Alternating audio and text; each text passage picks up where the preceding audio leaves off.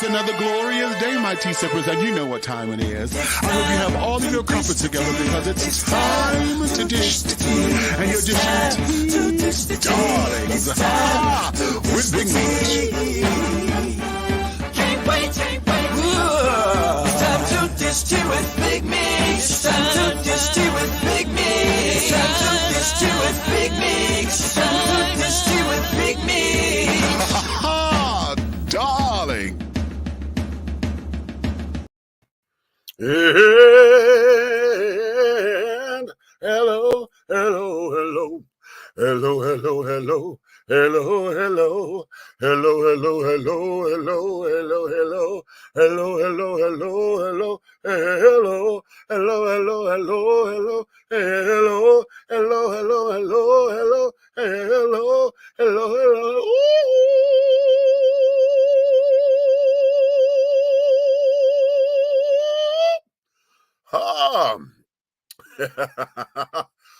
What's going on?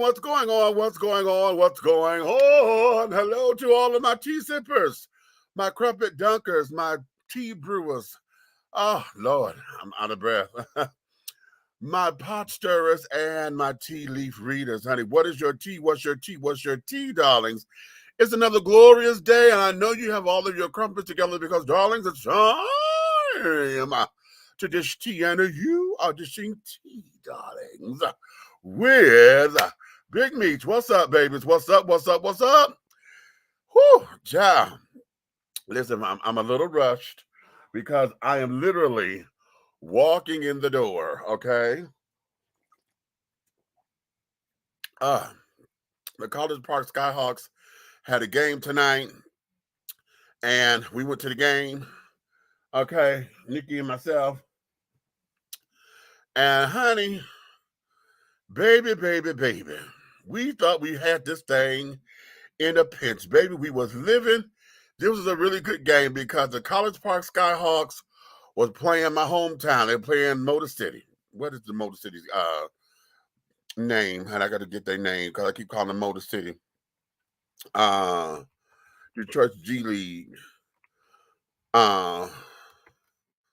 G League team. Okay. This is basketball. They know that. Oh, Lord. I'm trying to get the name of the G League team. But that's who we were playing. The Motor City Cruise. That's it. They were playing the Motor City Cruise. And my darling, when I tell you, we went into overtime, honey. We went into overtime. And we lost by 3 points. And I'm telling you, we could have had this game. We had wonderful shots that we just missed the shots. And then the other team was goaltending, so I thought. And it wasn't called and carried on. And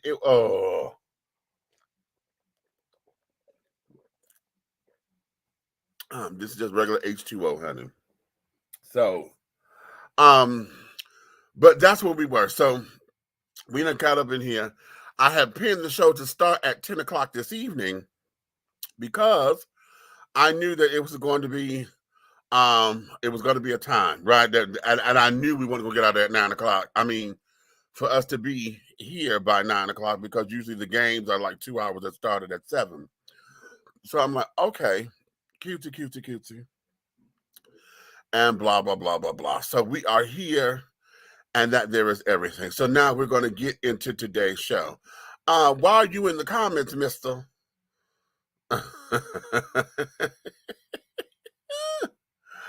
Okay. And things of that nature. That's Big Red over there, okay, in the comments and things, okay. Dishing tea and pots and things, honey, okay. The pot stirrers. Okay, we got Amy. Hey, baby, what's going on? The princess is in here. Hey, y'all. Ha-ha. Jojo, what's going on? Hey, darlings, how are you doing? Okay, E Grooves is up in here. Hello there, darling. Miss Emily, honey. Michael is up in here. Good evening. Rode is up in here. Hey, Rode, what's your tea? Okay. So, yeah, so we have a number of things that we're going to get into this evening. And, yes, darling, we are going to. It's going to be. This is going to be a lovely old show. Because this is our first show to kick off Black History Month, and we have some things that came down the pipeline, y'all. You know, as far as Black history is concerned, okay. And did you just put the finger up at me?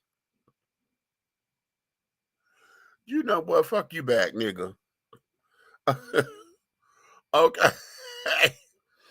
um, we just had some things that came down the pipeline, honey, that I am going to, you know, expound upon and get into a couple of things. But I'm looking for this video. I thought I had posted it on. No, this might be it. I think I just found it. I'm hoping this is it. No, this ain't the. I want the video. It was supposed to be on my Facebook page, but I went to go and see if it was here, and it is not, because I was going to share it, or at least try to download it to play up in here. But what we're going to get into today, how many of y'all have heard about India ARIE?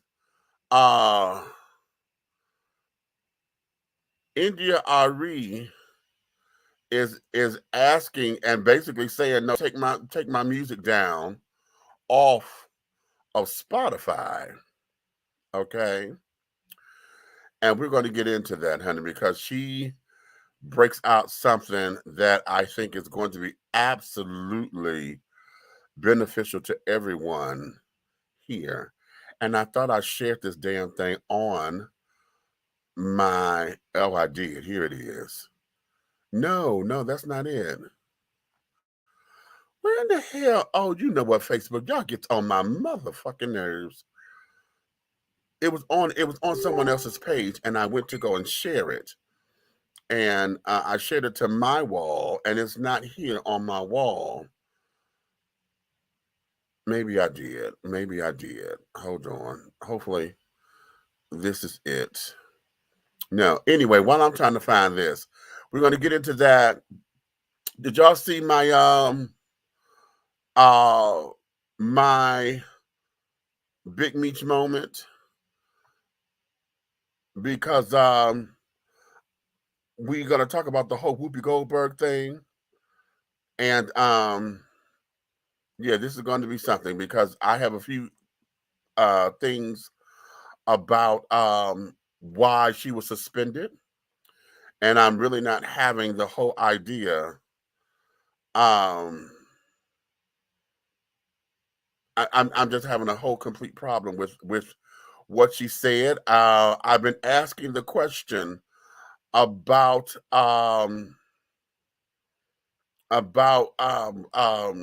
Jewish culture and carrying on, because a lot of folks are saying that she said something wrong and carrying on.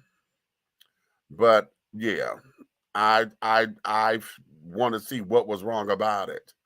You know, maybe you did not like what she said, but we're trying to understand what was wrong about it. Because when it comes down to race issues and things of that nature, we did not know. I never known that Jewish was considered to be a race. It's always been a religion to me. And then upon my investigation, it was said that the Germans had declared Jewish people to be a race of people. So this was self-proclaimed by them. Okay. And so if after all this time, if this is not what this is, then why have the Jewish people not done anything about that to correct it after all this time? You understand?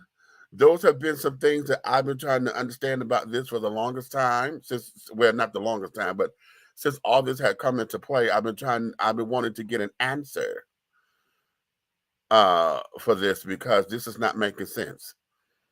Okay. It's not making sense to anyone. Okay. But those who may have been involved in it. So we're going to get all off into that.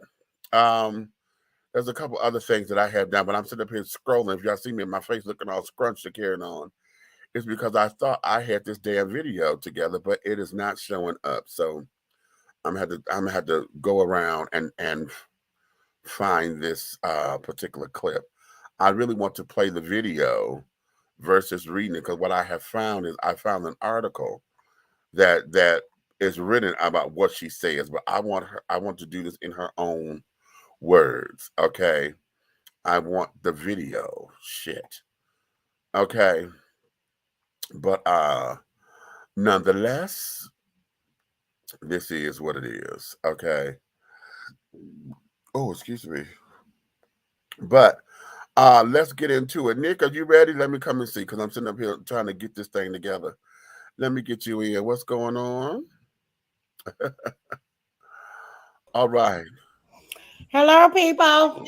What's happening? What's happening? What's I was happening? just trying to tell you that I can help a little bit when it comes to the whoopee thing. Whenever we get to that, just let me know when we're ready to start.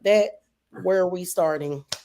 We are going to start. Well, since let's do that, because you can get into this. Let me preface by saying this. During the Big Meech moment, I sat up there and I wanted to make it absolutely clear that in no way, shape, style, form, or fashion is anything that I'm saying is going to negate anything that these children have done. We know that the Holocaust was real. We know that all that had happened, all the heinous crimes that carried on that we have happened to see, and that has been documented via films and carried on. We have seen that, and we know it to be true. Okay. So nothing that is coming out of my mouth is ever saying that it is unreal. It never happened, because that there is foolish for anybody to believe that. Okay, especially with all the documentation that it has. But I'm gonna tell you what pisses me off about why this is so that way right now. And I said this before. On the very first day of Black History Month, we had to be preempted. Okay. And had to have Jewish culture come in to give us a reprimand, if you will, or some kind of education on why this was considered to be a race based upon Whoopi's comments. Now, Whoopi's comments, I found that to be, I didn't find it to be derogatory. What she said was that the Holocaust was not about race. It was about inhumane treatment from that human beings do to one another. And she said because it was two different, it was these folks were white and these folks were white, and it was two different, white against white. Okay, and that's what she said. Listen, can I jump in real quick? Hold on, let me finish this. I'm gonna let you have it. Apparently it was the children had got upset about that and said, no, this was a race thing and blah, blah, blah, blah, blah. And Whoopi's idea was, she said, in this country, when we talk about race, it's always been skin color. She says, when it comes down to skin color, we don't know if you're Jewish or not, because your skin is your skin tone. Okay, even the fact that nobody would know if you are Jewish until they did more research to find out about your name or whatever the case may be. But looking at you, nobody can tell. And that's what she was with this, as far as it being a race thing. Okay. She was then corrected, she came on the next day and said, okay, I apologize because I did not mean for this to have an adverse effect or for this to upset people. Okay. However, she said, I have been educated because this is a race crime, because the Germans have made the Jewish people to be a race. They called them a race of people. And so it is, since, that has made this a race issue. Okay. And she stood corrected. Right. So, okay, cute. Well, now, we got into this cancel culture and everybody, well, okay, cancel her, she needs to be fired, blah, blah, blah, blah, blah. And et cetera, et cetera. And what you say, Michael? Sometimes the nose give it away, but you could say that about the Italians, because I know Italians are different from white folks because their skin is darker. It's olive-like color almost. The Italians are not white. However, here's the part that Neither gets are real Jewish people. hello, but here's the part that gets me, and what gets me is this. Now, all of a sudden, it's a race thing. We have been sitting up here saying in this goddamn country that race issues matter. Everything about the makeup of this country, the DNA of the United States, is all about racial issues. And now that Black folks have been saying this, the Jewish folks have never come to our aid and our rescue in numbers to say, yeah, you're right, this is a race thing. Now, all of a sudden, if somebody says something against you, or you believe every time. See, when McKenna talked about it, y'all want to cancel every fucking thing about him. Everybody want to sit there and say, "Oh no, this is not true," and it's like, no, and so it's like, wait a minute, now this is race. All this time we've been saying that this country has been fucked up over race, and now all of a sudden you want to talk about this is a race thing, and so now you got Blacks and Jewish folks knocking heads about race, and it don't need to be, because hell, we in this same boat. We in the fucking same boat. And just like the clip, I love this clip. Did you put this on your Instagram? When Phyllis Yvonne Stickney was on the Phil Donahue show? I remember that. I remember watching that. I do too. And it still floors me. Came across, I had to. It still floors me because I'm gonna find that clip. It floors me because she told the children there. It was a whole big thing. You know, I don't know why everybody wants to compare oppression. Why is it that we have to compare oppression? Listen, oppression is fucking oppression. The semantics that we've dealt with it are different because of who we are.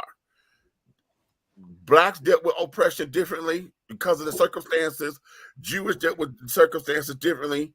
You know, alphabet children dealt with it differently. Women dealt with it differently. Fat folks deal with it differently. Oppression is oppression is oppression. Okay? So now, here we are.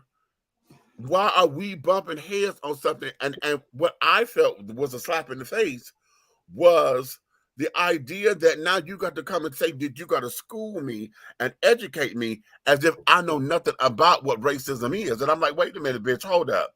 How fucking dare you come to me as a Black person in this country and tell me what racism is and is not? I'll beat your ass. I feel like Miss Thing from JoJo dancing. I'll beat your ass. I'll beat your ass. Okay. Because it's like, no, why? Because there's no need for us to bump heads like that. And because I don't know the culture of the Jewish culture, I've been asking for someone to educate us on what the hell it is, because we as Black folks need to know, and y'all need to learn us as well, so that we're not Black against Jews fighting about who's been oppressed the worst. Because here's the other thing. The child came on The View to give WHOOPI the education thing, and he's like, well, that would, it's only been 70 years. And I'm like, wait a minute. And I looked it up. It said from 1940 to 1945. So we're talking about 80 years ago now. Okay. 80 years ago. Okay. So 80 years is what we've been dealing with as far as, how all of this had come into play in this, that, and other, and all of the horrificness. And okay, but you go compare 80 years to 400? Listen, if you guys just say the word Jewish, ish, what does ish mean? Okay, right. Okay. Right. Similar. First of all, Jews, they weren't even called that in the Old Testament. They were Israelites. That means they came from Egypt. They came from Israel. The race comes from Israel, comes from Egypt. It comes from the Middle East. Now, I do know that they did, of course, they did migrate out and were in Germany. What Hitler and them did was some fucked up shit. It was some fucked up shit. But understand this. Jewish is not a race. It's not. If it was, when you fill out a fucking application, do it ask you if you Jewish? I was going to say the same thing because it ain't never on there as a race. If you black, if you Hispanic, if you Pacific, what Islander, yeah, right. Pacific, they do not ask you if you Italian, if you Greek, right, if you Egyptian. If you only thing about African American is they'll put African American, and sometimes I guess it might be African on it because if somebody white born in Africa, they're gonna have to pick African, right? Okay, right. So no, so I don't think she didn't say anything wrong. Whoopi Goldberg has been an ally of the Jewish community for a very long time. That is why she took the stage name Goldberg. That's not her damn name. Right. How about that? She has been an ally of them for the longest time. Here's my problem with it all. Every time, and even if they do misspeak about something that has to do with the damn Holocaust, the whole world shut the fuck down. Right. Everything stops. Records getting scratched. All kinds of shit. This is some bullshit. You don't never want us to forget the fucking Holocaust, but you want us to forget about every fucking thing that you did to us. This is the shit that pisses me off. And now Whoopi stands to lose what, almost $900,000 for the couple days that she suspended. Did you know that? At what they started off saying it was 192,000, but I think it went up since then. Yeah, that is some bullshit. Because it wasn't like she was on there ranting and raving like, "Oh, nobody want to hear about that." She didn't do that. All she said was it wasn't a racial thing. You are not a race, because if Jewish people were a race, it would be on the goddamn paper. Y'all check off Caucasian like every fucking other white person. Right. And that's my part. Okay, because they benefit from it.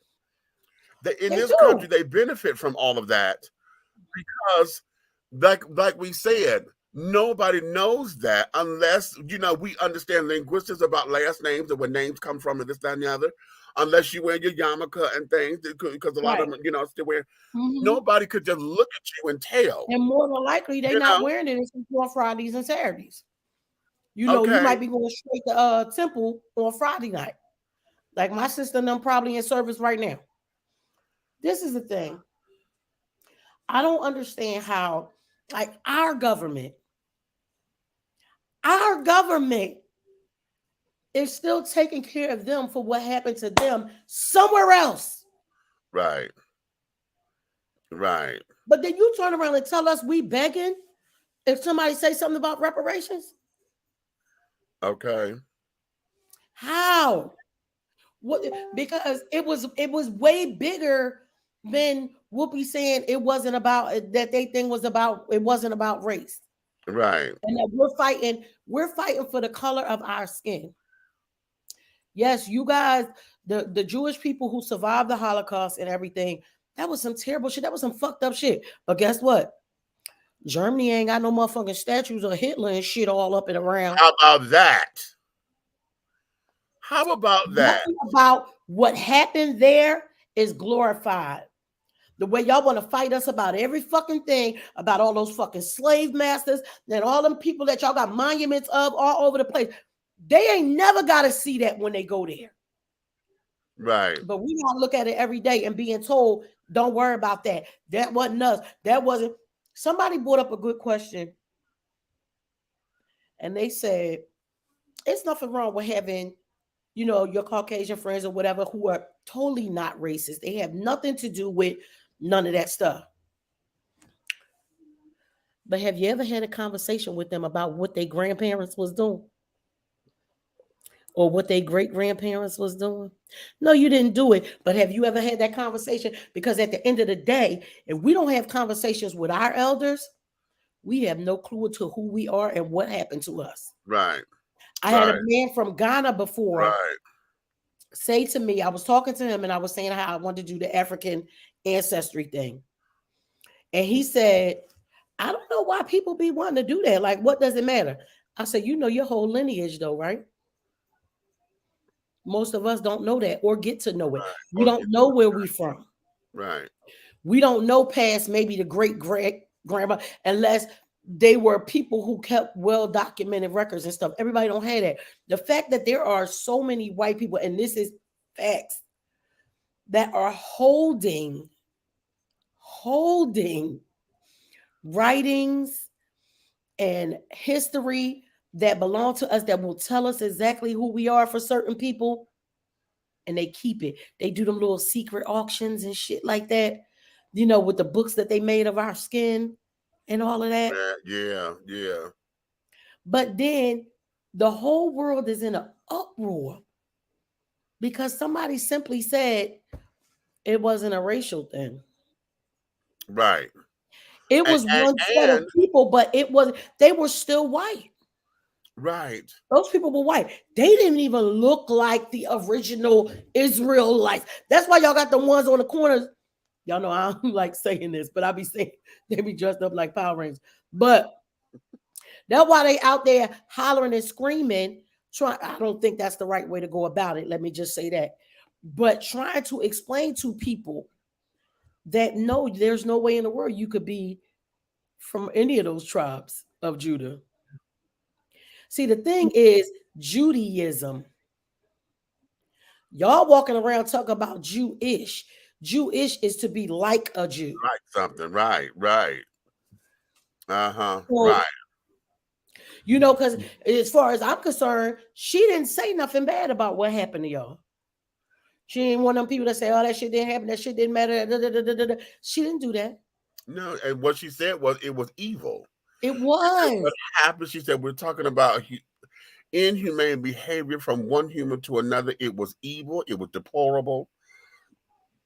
You know how we talk about there are certain places down here in the South that you go to and you can feel the spirits of the slaves, right? But if you've never experienced it, baby, girl, it's some shit that'll go through your soul and fuck your whole life up if you don't know how to center yourself and be prepared for them ancestors to come through you. That time when we went, at one time when we went and we got out and start picking cotton, me and Keisha couldn't do nothing but cry. I mean, me and my daughter just start crying. And the shit was just, we picked it, got stuck like 1 or 2 times. It was doing that from sun up to sundown every day. If you had a mean ass master every day, maybe he had a good one and he let you off on Sundays.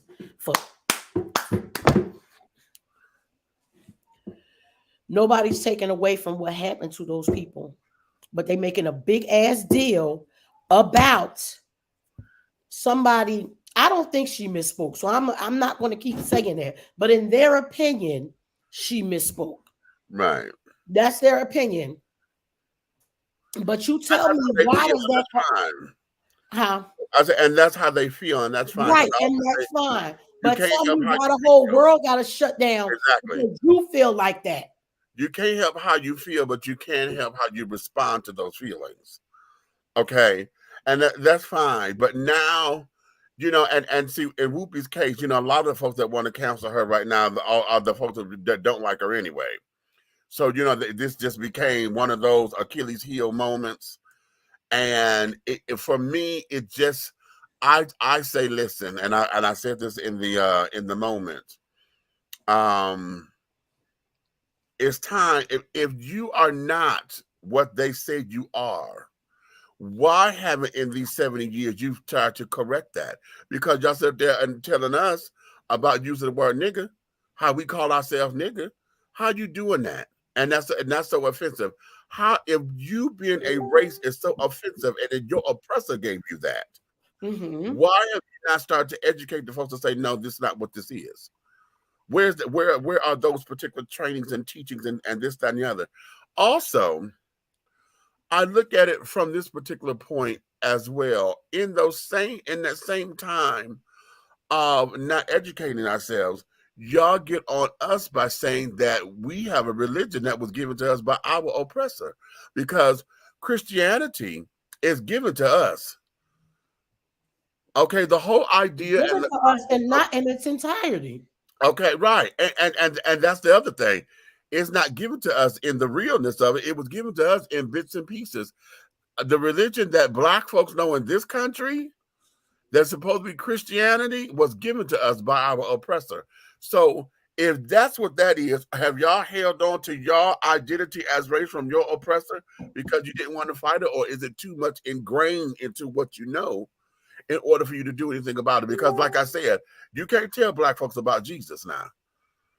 Because see, because even this conversation to say that this is an oppressive religion, this religion was given to us by our slave master. Okay, it upsets folks to talk about it. Okay, because it had people like us believing that we were supposed to suffer, right? Because of only the parts they gave to us. You know, it's like you'll get your reward in heaven. Bitch, you ain't never been there. How you know? Right.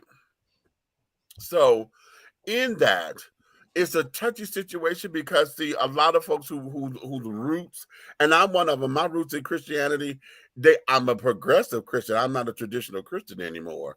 In fact, I don't even like the word Christianity or Christian now, because we have had so many things done in the name of Christianity to where hell. Everybody in the Ku Klux Klan a Christian too. The slave masters were Christian. Okay. And they believe is their stance, their bylaws, or whatever the hell they want to call them, on how they get it done, is about them being Christian. You sure enough. And so because of that there is, but the principles of what Jesus stands for, the principles of the Christ, is what I stand by and what I believe in my heart and care. But belief is subjective. So if this is subjective, belief is subjective, and your faith is what you are, as far as what makes you Jewish and this, that, and the other, then why have you not fought to sit down there and stand on your faith? Okay. Why have you not? I would quit. And I would sue ABC ass. And I'm with a Jewish lawyer now. So with that, I'm just understanding that, and that it took me a minute because I've been stewing with this and stewing with it and stewing with it, and then when the lady, because the new president of ABC is a Black woman, and she decided to suspend WHOOPI for 2 weeks, and then the comment that she made was, "Oh, well, we want to give her time to reflect upon what she said and the impact that her." I said, "Reflect." So we getting chastised as Black people again, right? And another Black person, exactly. And that, see, yeah, y'all can miss me with that Ucker Ruckus bullshit. And that got me. That was a slap in my. That was a slap in the face to me. I would quit. I would just quit. We're gonna ask you to. I don't. No, see, but here's the thing. I don't think quitting is the answer. Okay, I don't think quitting is the answer. I think what needs to happen is it's a difficult conversation, and this is something that needs to be explored. And The View is the perfect show to do it. Yeah, but it still seems like they're gonna be censoring. Would be okay as a Black woman when she talk about shit that they want her to talk about. Okay. When she get all up in the, when it's good for the ratings with what was her name? When is McCain's daughter still on there? No, she's gone. Okay, because I don't watch The View. I will watch it when something, when they say something good is going to happen on it, I'll watch it then, but I don't regularly watch it. So whenever they want that good controversy, that good Black-white controversy, that good Black-white Democrat-Republican controversy, it's okay for WHOOPI to. But now she's having a simple conversation. She wasn't even coming at nobody. She wasn't trying, man. Exactly. It's the same shit. And then what I feel like the slap in the face is this little bullshit ass 28 days that y'all like to give us. And this is where this is happening. Okay. Because baby, let me explain something to y'all. I'm Black 365 days a motherfucking year. I'm going to celebrate me and every motherfucker that look like me 365 days a year. So Black History Month, it's cute. But it don't make or break me, honey. I'm gonna be black. If you check all my posts and stuff everywhere, I might throw some funny shit, but you can damn sure see all the black shit that I post. Okay. This shit is just, it's weird to me. It's weird, and I feel like it's unfair. Okay. Because every time a black person says something about a Jewish situation, then the whole world go to that. They did it to Nick Cannon. They done did it to so many other people. My and to do it to Whoopi, to me, feels like a super slap in the face because she's been an ally of the Jewish community ever since she came out. Listen, and here's where this is for me too. And that there is any time that we speak up against our own issues, you know, or any time that we come up against something, or we point something out and say, no, we need to talk about this, or no, we need to look at this, or whatever. We get shot down. We always said that, oh, here y'all go throwing the race card. And see, with us, we always throwing the race card when we talk about. Yeah, but how come it's not the race card with them? And how come it's not, exactly until they say, oh no, because and that's, I'm trying to understand it without getting so upset about it, because this is what I need to, you know, this is where the whole do what diddy is, you know. What's so funny too is white Jewish people will tell black practicing Jewish people that they're not Jewish. How about that? Have you read the Old Testament? Right. That part. Have you read your Torah? Because Torah is, just for people who don't know, Torah is the first 5 books of the Old Testament. Genesis, Exodus, Leviticus, Deuteronomy, and Numbers. That's what Torah is. Apparently, they ain't never read it to tell somebody that look like us that we're not. Show me where you trace your shit back to any tribe of Judah. Okay. Show it to me. Because I bet you we got an easier time doing it than you will. Okay. Because last time I checked, white people ain't sprout up over there. How about that? We were there. We were the same ones, because this is the thing.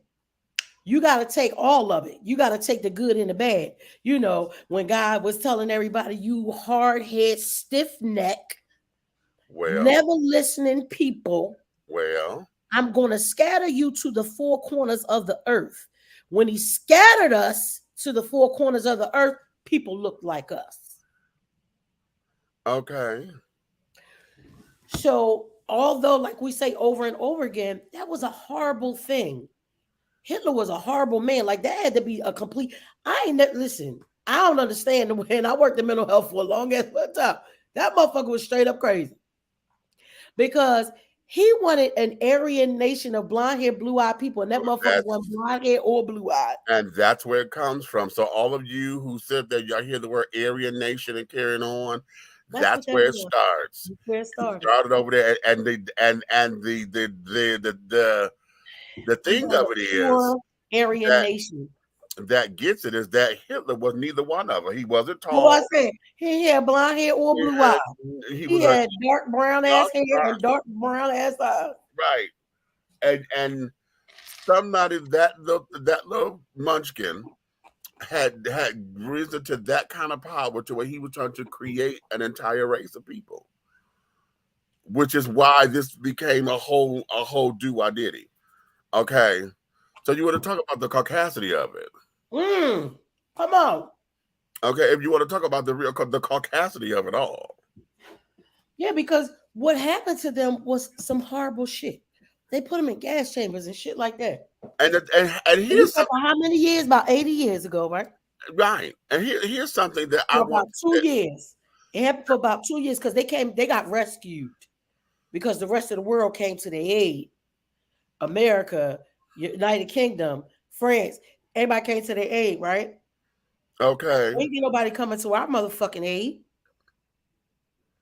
Right. He was over here killing us, raping us, buck busting, raping the kids, raping the men. You had them working for free. Now you call us lazy because somebody don't want to take that little bullshit ass shit that you try to offer us. Nobody came to rescue us. Right. No other countries came. from nowhere to help us, because dumb motherfuckers were so busy trying to get in Africa to be able to steal all the motherfucking natural resources from all the land, from all over that continent. The whole entire continent, honey, is still the richest continent that we have. And most of it is colonized by one or another of a European thing. Yeah. So think about that for a second. Like me, just let that sit in. They went through what they went through for a couple years, right? Mm-hmm. And it was a horrible couple years. Anybody who say that it wasn't, you soulless. I'm just put that out there. Oh, how about not soulless? You just a soulless motherfucker. And I know it's a light of you, the caucasity of it all. People ain't got no souls. But a couple years, and no, I don't want to be one of those people that say, "Oh, ours was worse than yours," but it was. But it was this many years, because we got to count. Even when they said we was free, and a whole bunch of us was still slaving it up. Okay. You had to run away to be free. You were being hunted down like animals, much like we are today, because they still got them, the sheriffs and shit still got the same badge from the patty, what do they call patty wetters? Patty what? Right. Patty robbers. That's what they was first called. Okay. They were rescued. We weren't. And we've been oppressed ever since. You were rescued. You came, mostly a lot of y'all came to this country, and this country helped y'all build everything. Yet this same country did 400 years of shit to us and keep acting like we ain't, like they ain't do shit. Right. If they can get you straight from what happened in another country, how the fuck you can't make us be right in this country when you did it to us yourself? Yeah, I would like to say to this gentleman, I would like to say to this gentleman and all other people who are not blessed with melanin at this point in time, to understand that what has happened in our history is that you have been misinformed as much as we have been misinformed. Much of the information that is brought forth, not only from Dr. Muhammad, but other areas, other scholars, are not available to you, as the sister said, in your curriculum that you have for 400 years when you did not allow us to read and write. It was being hidden. Whether you, sir, personally did that or not, it was a legacy that was passed on to you. And I end by saying the Holocaust is simply the greatest atrocity on film. Ours was not filmed.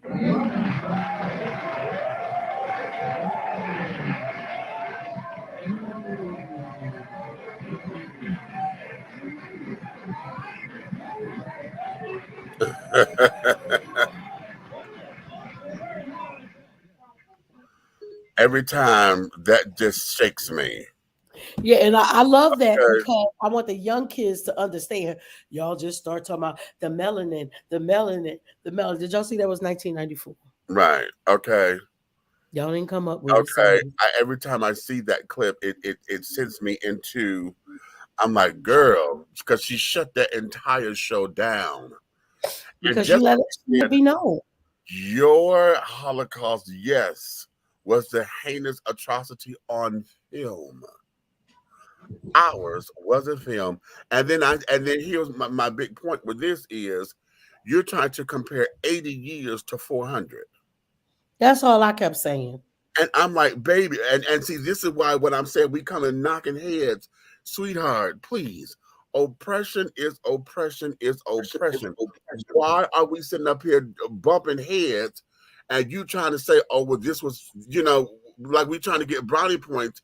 You know how folks, how you tell a story and somebody always trying to one up your story? Yes. And it has that kind of feel to it. It's like, sweetie, no. It's not about trying to one up the story, honey. We in the same boat. And why won't we take longer? Why won't we just happen to be a little longer to sit down with one another and have the critical discussions about what happened? We're not sitting up here trying to go point for point and say, "Oh, this was what happened." We need to go to understand. We need to go to the real education is for you to learn the intricacies of what happened. what I just sent you, I still had to research a little bit. But if you can play that, because if anybody knows about this book where this young man got this passage from, I'm going to order this book and read it and do the research to make sure it is credible. But it damn sure caught my eye, and I think it's accurate. I don't know. My opinion is accurate, but I haven't had a chance to study it. But it's something we need to. Okay, hold on.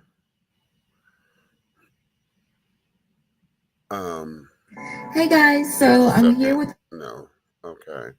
I need to share. I'm gonna share this. All right, I'm gonna share screen, y'all. Share screen. Because I had to put it in I think the link, because I sent it to you. I didn't want to scroll through my TikTok because it would have been way down my thing, but I knew I had it on my Instagram. So okay, we'll start that over. Make sure. Now stop. Have you ever wondered why a race of people call themselves black, aka Negro? Well, out of the many reasons, here's one.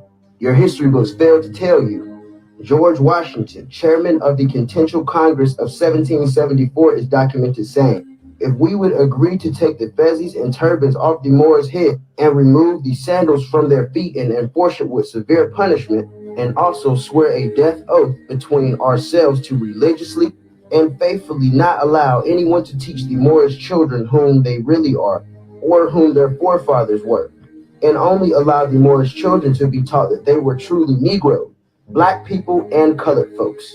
George Washington stated that 200 years from today, Moorish people would not know their nationality, nor land or ancestors they descended from. And to make sure this was instilled, there was many laws in place, like this one right here. And that's why we're the only race of people who classifies as a misnomer. Interesting. When you said that to me earlier, mm-hmm. Wait a minute. Wait. Oh, okay. You know, I want to get this book because I know, for me, it's about the research and making sure that the actual words from the book are credible. He was reading a passage from a book. I've already looked the book up. I forgot the name or whatever. I took a screenshot of the name. I looked it up. I can't get it on Amazon, so I'll probably be getting it within the next couple of days. I just don't know who the author seems to. The author appears, he's black, and I believe maybe an Israelite, if I'm not mistaken. So I just want to fact check and see where it actually came from. But it's interesting to hear the way the words were put together. Yeah, I want to get into, because when I first heard it, it's the language that they're using in that. And we need to do some extensive research on that, because some of the words they're using are not words that would have been used at that time. Mm-hmm. You know what I'm saying? And it's kind of like how we take the Bible and the Bible has been updated and remix it. And, yeah, so it has that kind of feel to it. However, that's why I had put the caption on there. Like, you guys, I have not read this book. I have not done the research, but I am going to. I'm definitely going to, because it doesn't seem like something that's totally made up. But like you said, the language is like, Now you talk about George Washington, so we talk about still back in those times where the Moors were still relevant in other places. Mm-hmm. So if you're saying we take the Moors, strip them of all their stuff, and remain the same. Amen. How things have changed and yet remain the same. Exactly. Okay. Yeah. Exactly. This whole thing is just crazy. And like I said, I don't know what's going to come up about the WHOOPI thing. I mean, y'all see my stance on it. I'll be like, fuck y'all, I'm leaving. Because I'm sick of this. It's not like if WHOOPI left today or tomorrow, she was going to be, I mean, she's still going to make money. She ain't never got work today and not the rest of her damn life. But I am just so tired of the disrespect as a whole, as a people. Right. You see what I'm saying? Like, it's just like the disrespect as a whole. Because where is our rescue? Because it's like they jump at any moment for anything to chastise us about like we kids, because they want us to stay in that place, and they're getting scared because that place has been being challenged lately. Okay. Yeah. It's being challenged. Like if you believe in that, what goes around comes around. Remember, so many of those centuries ago, we were the superior race. We were at the top, the Moors and all the different kings and kingdoms and beautiful lands and riches and stuff. Now, understand this, because dear hearts, I want y'all to know this. Yes, I love that we love to call each other kings and queens and all kinds of stuff. But everybody couldn't be a king and a queen, okay? It was regular people. I do feel like we can hold our head up as kings and queens and gods and goddesses and all of that stuff. Yes, stand up, take your place because you deserve it. However, it had to be some regular people, okay? Somewhere. The kings and the queens wasn't serving the other kings and the queens. So there were regular people, you know. So although I feel like it's an amazing term to lift us up, please understand, yes, we did come from a lot of good stuff, but everybody wasn't at the top of the good stuff. It was always regular people. So if we believe that what goes around comes around, and for however many years the earth needs to turn or whatever for things to come back around, we were in that place before. And y'all know how they like to say, you know, in the churches and in the places of worship, there's a shift in the atmosphere. Yeah. Yeah. And the shift is coming, and they feeling it. Exactly. Ooh, what you got? Exactly. What we finna do this here, we're staying in this whole realm of understanding race relations, but we're gonna jump ship and go over here to India, ARIE. Oh, yeah, because I was reading it while we was at the game. Let's get it. Okay, we're gonna jump over here to India, ARIE, and I want you guys to pay attention to this, okay? Hey y'all, I want to leave a short message here about why I decided to ask my music be pulled off Spotify. So check this out. No white people. It says, okay, take me to this one. And the guy goes, okay. I goes, is that in a good neighborhood? He's like, oh, yeah. Guy barely speaks English. He takes us there. We get out and we're giggling. Oh, we're going to see Planet of the Apes. We walk into Planet of the Apes. We walked into Africa, dude. We walked in the door, and there was no white people. Says, okay, take. I empathize with the people who are leaving for the COVID reasons, and I think that they should. I also think that Joe Rogan has the right to say what he wants to say. I also think that I have the right to say what I want to say. So as an artist who builds. Spotify is built on the back of the music streaming. So they take this money that's built from streaming and they pay this guy $100 million, but they pay us 0.003% of a penny. Just take me off. I don't want to generate money that pays this. Just take me off. That's where I'm at. And I know that I'm actually, to be honest with you, surprised that my statements were picked up, because I thought people weren't really going to listen to me, because that's what I'm used to from the industry. But I'm glad that I am being heard, and for that reason, I want to clarify my statements. Again, this is why. You know, The nigger thing. yes, saying the word nigger. I already said nigger. Saying just like nigger. Saying nigger. She's calling you a nigger. It's like, Boy, that he's a nigger. Starts calling them niggers. Word nigger. There should be a word like nigger, especially like word nigger. That's our nigger. That's our niggers. He says nigger. Guy, a nigger. And then our niggers start saying nigger. Allowed to use the word nigger. Out the word nigger. See nigger. Word nigger. Say nigger, and you couldn't say nigger. And most nigger. So we know how social media can be. Things can be doctored. People are taken out of context. It's happened to me many times. However, I want to be clear in no uncertain terms. Where I stand on this is that he shouldn't even be uttering the word. Don't even say it under any context. Don't say it. That's where I stand. It's my right to stand there. I have always stood there. I have other feelings about it, but those are nuances that are not meant for this moment. He shouldn't even be saying it. And so the confluence of energies comes into play here. So now we have this person who is offensive to a lot of people, who's paid $100 million.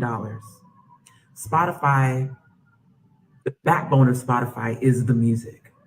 So you pay the musicians that are the backbone of your business 0.003 to 0.005% of a penny, and you take this money that you generate over here, because all the rest of it goes somewhere. The subscription fees go somewhere. So you take this money that's generated over here and you use it to invest in this guy. Do what you want, but take me off. Or pay me too. And I don't just mean me, I mean us. Artists like me, pay us too. Pay podcasters of color too. So artist relations from Spotify called me yesterday and they asked me what I want, and I've been thinking about this all night. I'm not going to say it all here, but what I want to say to you is something that I already knew, but I want you to know that they said it last night. Most of the streams on Spotify are Black music, but we know that if you're paying attention at all, you understand the role of Black music in this world. So that's a deeper nuance. Okay. Okay. Now, are there any questions why she said, no, take my music down? For those who were trying to figure out why she said, okay, take me off of Spotify. Okay, take me off of Spotify. She said, I want to be clear. This is the reason why. Now, Joe Rogan, for those of y'all who don't know who he is some kind of comedian. He's been a stand-up comedian of some sort. He has his little podcast that he does, the Joe Rogan Experience, okay? And they say it's currently the top podcast in the United States and in the United Kingdom on Spotify, according to the platform. Okay? Now, he had gotten a lot of backlash recently because of his, folks have said he's been spreading misinformation about COVID-19 and et cetera, et cetera. I want to play this clip. I'm not played it at all because I just came across this, but I'm going to share this so that we can have him and his own words about this whole thing with COVID-19. Okay. Or whatever this is. Assuming this is the COVID-19 scandal. But yeah. Okay. Wait a minute. Come on. Oh, what the hell is this?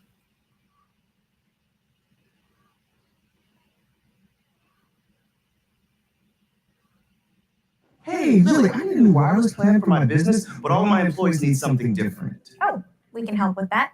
Okay, imagine this. Your mover, Rob. He's on the scene and needs a plan with a mobile hotspot. We cut to downtown. Your sales rep, Lisa, has to send some files. Like, ASAP. So basically, I can pick the right plan for each employee. Yeah, I should have just led with that. With AT&T Business, you can pick the best plan for each employee and get the best deals on every smartphone. Joe Rogan has responded to the backlash he has received over the spread of COVID misinformation on his podcast.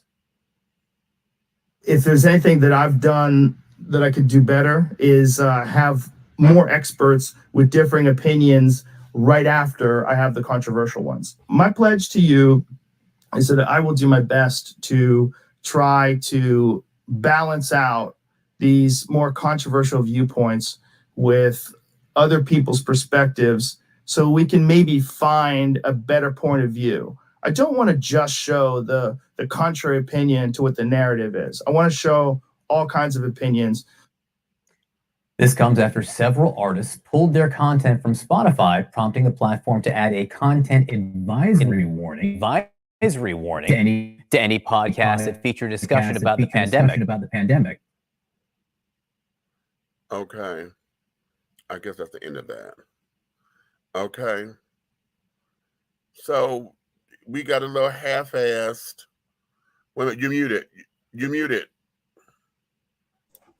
I want to know from the beginning, even about the misinformation about COVID. He talking shit, nigga. You doing all this. Where's the fucking everybody checking his ass? Where is it? Right. Hello. Where is it? This, you know what? I don't know who he is, so this is my first time hearing I've of heard him. his name before, but I don't know what he does. I don't know. I heard about it just recently because he just made headlines. I don't know his podcast, so this is my first time hearing it. When I but saw he's the it number is, one podcast on Spotify. and yeah, and you would be okay with the people who make your money leaving, and it's okay. That's exactly what we talking about. We still on that same realm with WHOOPI. Boom. The conversation happened. She said something that wasn't even nowhere near as bad, but everybody got upset. Oh, really? What happened? Joe Rogan got famous from the show Fear Factor. So was he the host, or was he one of them children eating all that crazy shit? Because you know, Fear Factor was what that show that was a reality show. Remember? Yeah.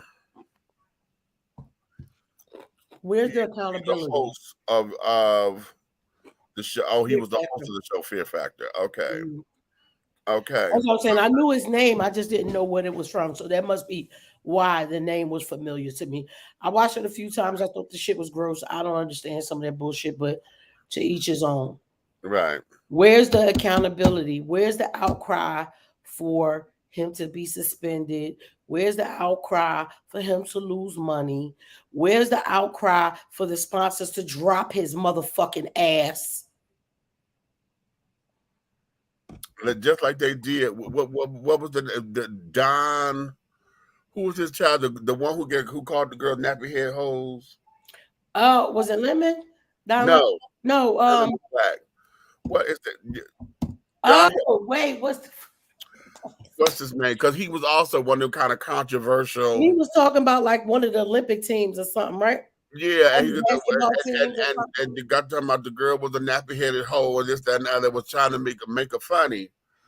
And we were like, what the fuck did you just say? Yeah, like motherfucker, that ain't funny. That ain't funny. And he you know, and his thing was, you know, he was trying to quote rap lyrics or whatever. Don Imus. Thank you. Yeah, Don Imus. I remember. Yeah, Don Imus. Ain't he Jewish? I'm just saying. Oh, wait, you trying to kill me, girl? That caught me. I'm just saying. Ain't he though? Amy, is Don Imus Jewish? Because since Amy in here, I know she can look it up right quick. That caught me. Because they get on my nerves, me. They get on my fucking nerves. Like, come on. Just like that white man that was talking about, what's her name? Our top black gymnast. You know what I'm talking about. I can't think of her name right now. Oh, Like, she said she needed a mental break. And these motherfuckers called her all out, her name and all kinds of stuff. First, they was messing with her because of her hair. Of her hair when she won. And why her hair looking like that for a bitch? She got to sweating. Ain't your hair gonna look frazzled when you flat? Yeah, motherfuckers, because y'all say that those are the regulations that it got to be up in that motherfucking ponytail like that. Right. When y'all was messing with her, calling her all kinds of names, calling her unpatriotic, you tell me, you damn stupid bastard. How about that? Had she not been in the mind frame and went out there, flipped across that floor on them uneven bars, on that balance beam, on that vault, there's some Jewish. He's just like the rest of us in the napkin book. Amy, don't do that, Amy. Can you imagine having anybody who suffers from anxiety? I suffer from anxiety, y'all. I've been going through it lately because I completely lost my medicine in one of the times I was traveling. Mm. A 90-day supply of whatever. It was something new, Meech, because I asked him to give me something that wasn't going to make me drowsy. Right. Because the anxiety attacks had started happening a couple months ago, and it was happening every time I had to go out the door. Okay. So my thing is like especially around my mom's birthday, it got a whole lot worse. Mm-hmm. I don't know if when I flew home or whatever I did, but I have all my other medicine except that one. And because it was a 90-day supply, my therapist was trying to get the psychiatrist to give me like one of them special things, but they never called me back. So it's almost 90 days have been gone, and my ass be fucking frantic around this joint. Like, so imagine being not. Anybody that have anxiety know that sometimes it'll feel like your body moving and you really ain't. You can't calm yourself down. You can't get to a calm place. Even when you meditate, there are some times that I could try to meditate and do all the things that I know that a normal, like a little bit of freak out would be okay. But this like a freak out on 100. So I can't calm it down. So imagine doing one of those events and your head won't slow down. Right. You wanted her to hurt herself. That would have been more patriotic if she fucking hurt herself. Mm-mm. This girl was telling you she was willing to forfeit a gold medal because she couldn't. Right. But then y'all will make a commercial and say, take care of your mental health, bitch. Right. Right. Yes. Okay. All of these things are so messed up. I want to know where are the sponsors and shit? Where's the when Bill Cosby got in trouble, what happened? Right. Right. Yep. When any black athlete or athlete or actor and stuff, when they get in trouble, what happened? Everybody drop. The endorsements go away. They stop calling. Blah blah blah blah. But this motherfucker get on his podcast and call us niggas all goddamn day, and ain't nothing happening.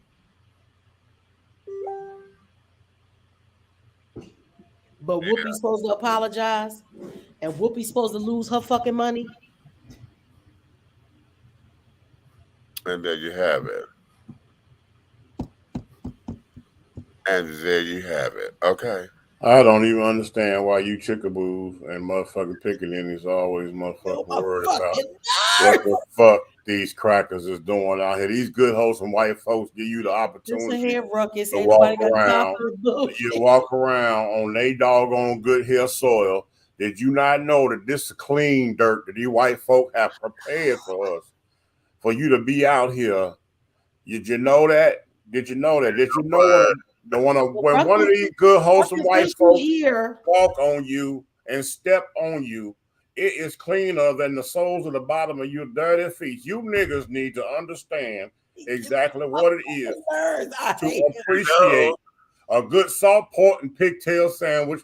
You got to take what is given to you. I don't understand you, nigga. From the rooter to the tutor, the ass belong to you. Make a sandwich. What the hell is wrong with you? I don't get it.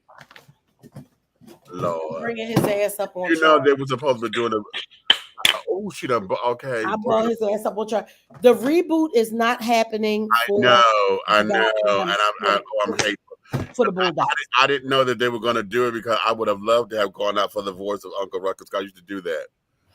Well, there was controversy before because Pop's son sound just like him. I mean, the shit freakishly like him. And then they said they wasn't going to give the role to him. I know, which was dumb. And I was like, dumb. We give you niggas 28 days and you not happy?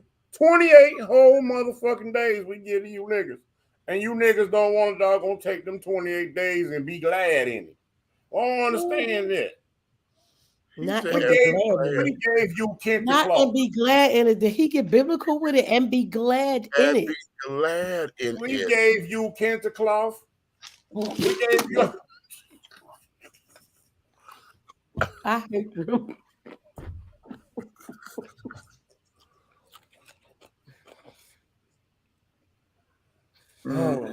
Yeah. Yeah. Yeah, started off as a week, and then of course it migrated to being the whole month because of what was going on in this particular one being Frederick Douglass' birthday. Oh my and God! the other president. If you took more time and doggone did something for good white folk, they were so into you, so you could do something better for the community. But you want to keep reading about it. They gonna sow seeds in us. That's right, because you got to keep remembering. Y'all can't keep reading these books about what happened already. Them folk dead and gone. You know what I'm saying? What the hell? You know what I'm saying? Them was your Why the aunt. fuck we gotta keep hearing about the Holocaust then? Because that happened to the good white folk, and you got to understand now who's who first. See, y'all don't understand. Y'all line is in the back on the left. Okay, you understand? Oh wait. Did y'all see my post that I put up from Wednesday?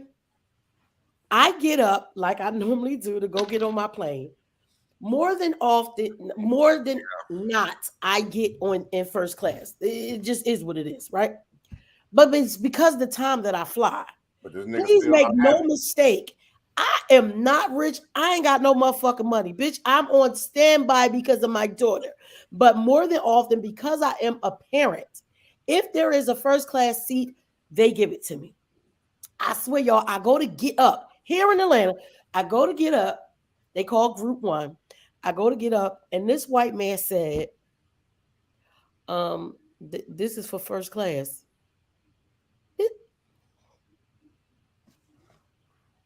Bitch, my ticket say 1D. What yours say? Listen here, Rosa Parks, you move it to the back of the motherfucker. But I told y'all I started to play bombs over Baghdad on the motherfucking on the damn thing. Listen, what you not gonna do is mind my business. Because first of all, first class ain't even that big of a deal. Yes, I get a more comfortable seat. You might feed me some good food or give me a drink. But at 6 o'clock in the morning, y'all can keep all that shit. All I want to do is go back to sleep. Right. And because of COVID, they don't give out the meals no more. Big Meat, who hired this pickaninny? Because I don't understand it. You bought the heifer on here for her to complain about doggone the good white folks, even opening up their mouth speaking to her. It don't matter what they say. It's a privilege that he even said something. He acknowledged her. She was standing there, a little black Negroid. And he just said something. He wanted to make sure she knew her numbers and her doggone, alphabets. Okay, that's all he wanted. You took offense. Girl, you never been hit with a whip. Them was your people. Wait, this is how petty I was on the way coming back, y'all.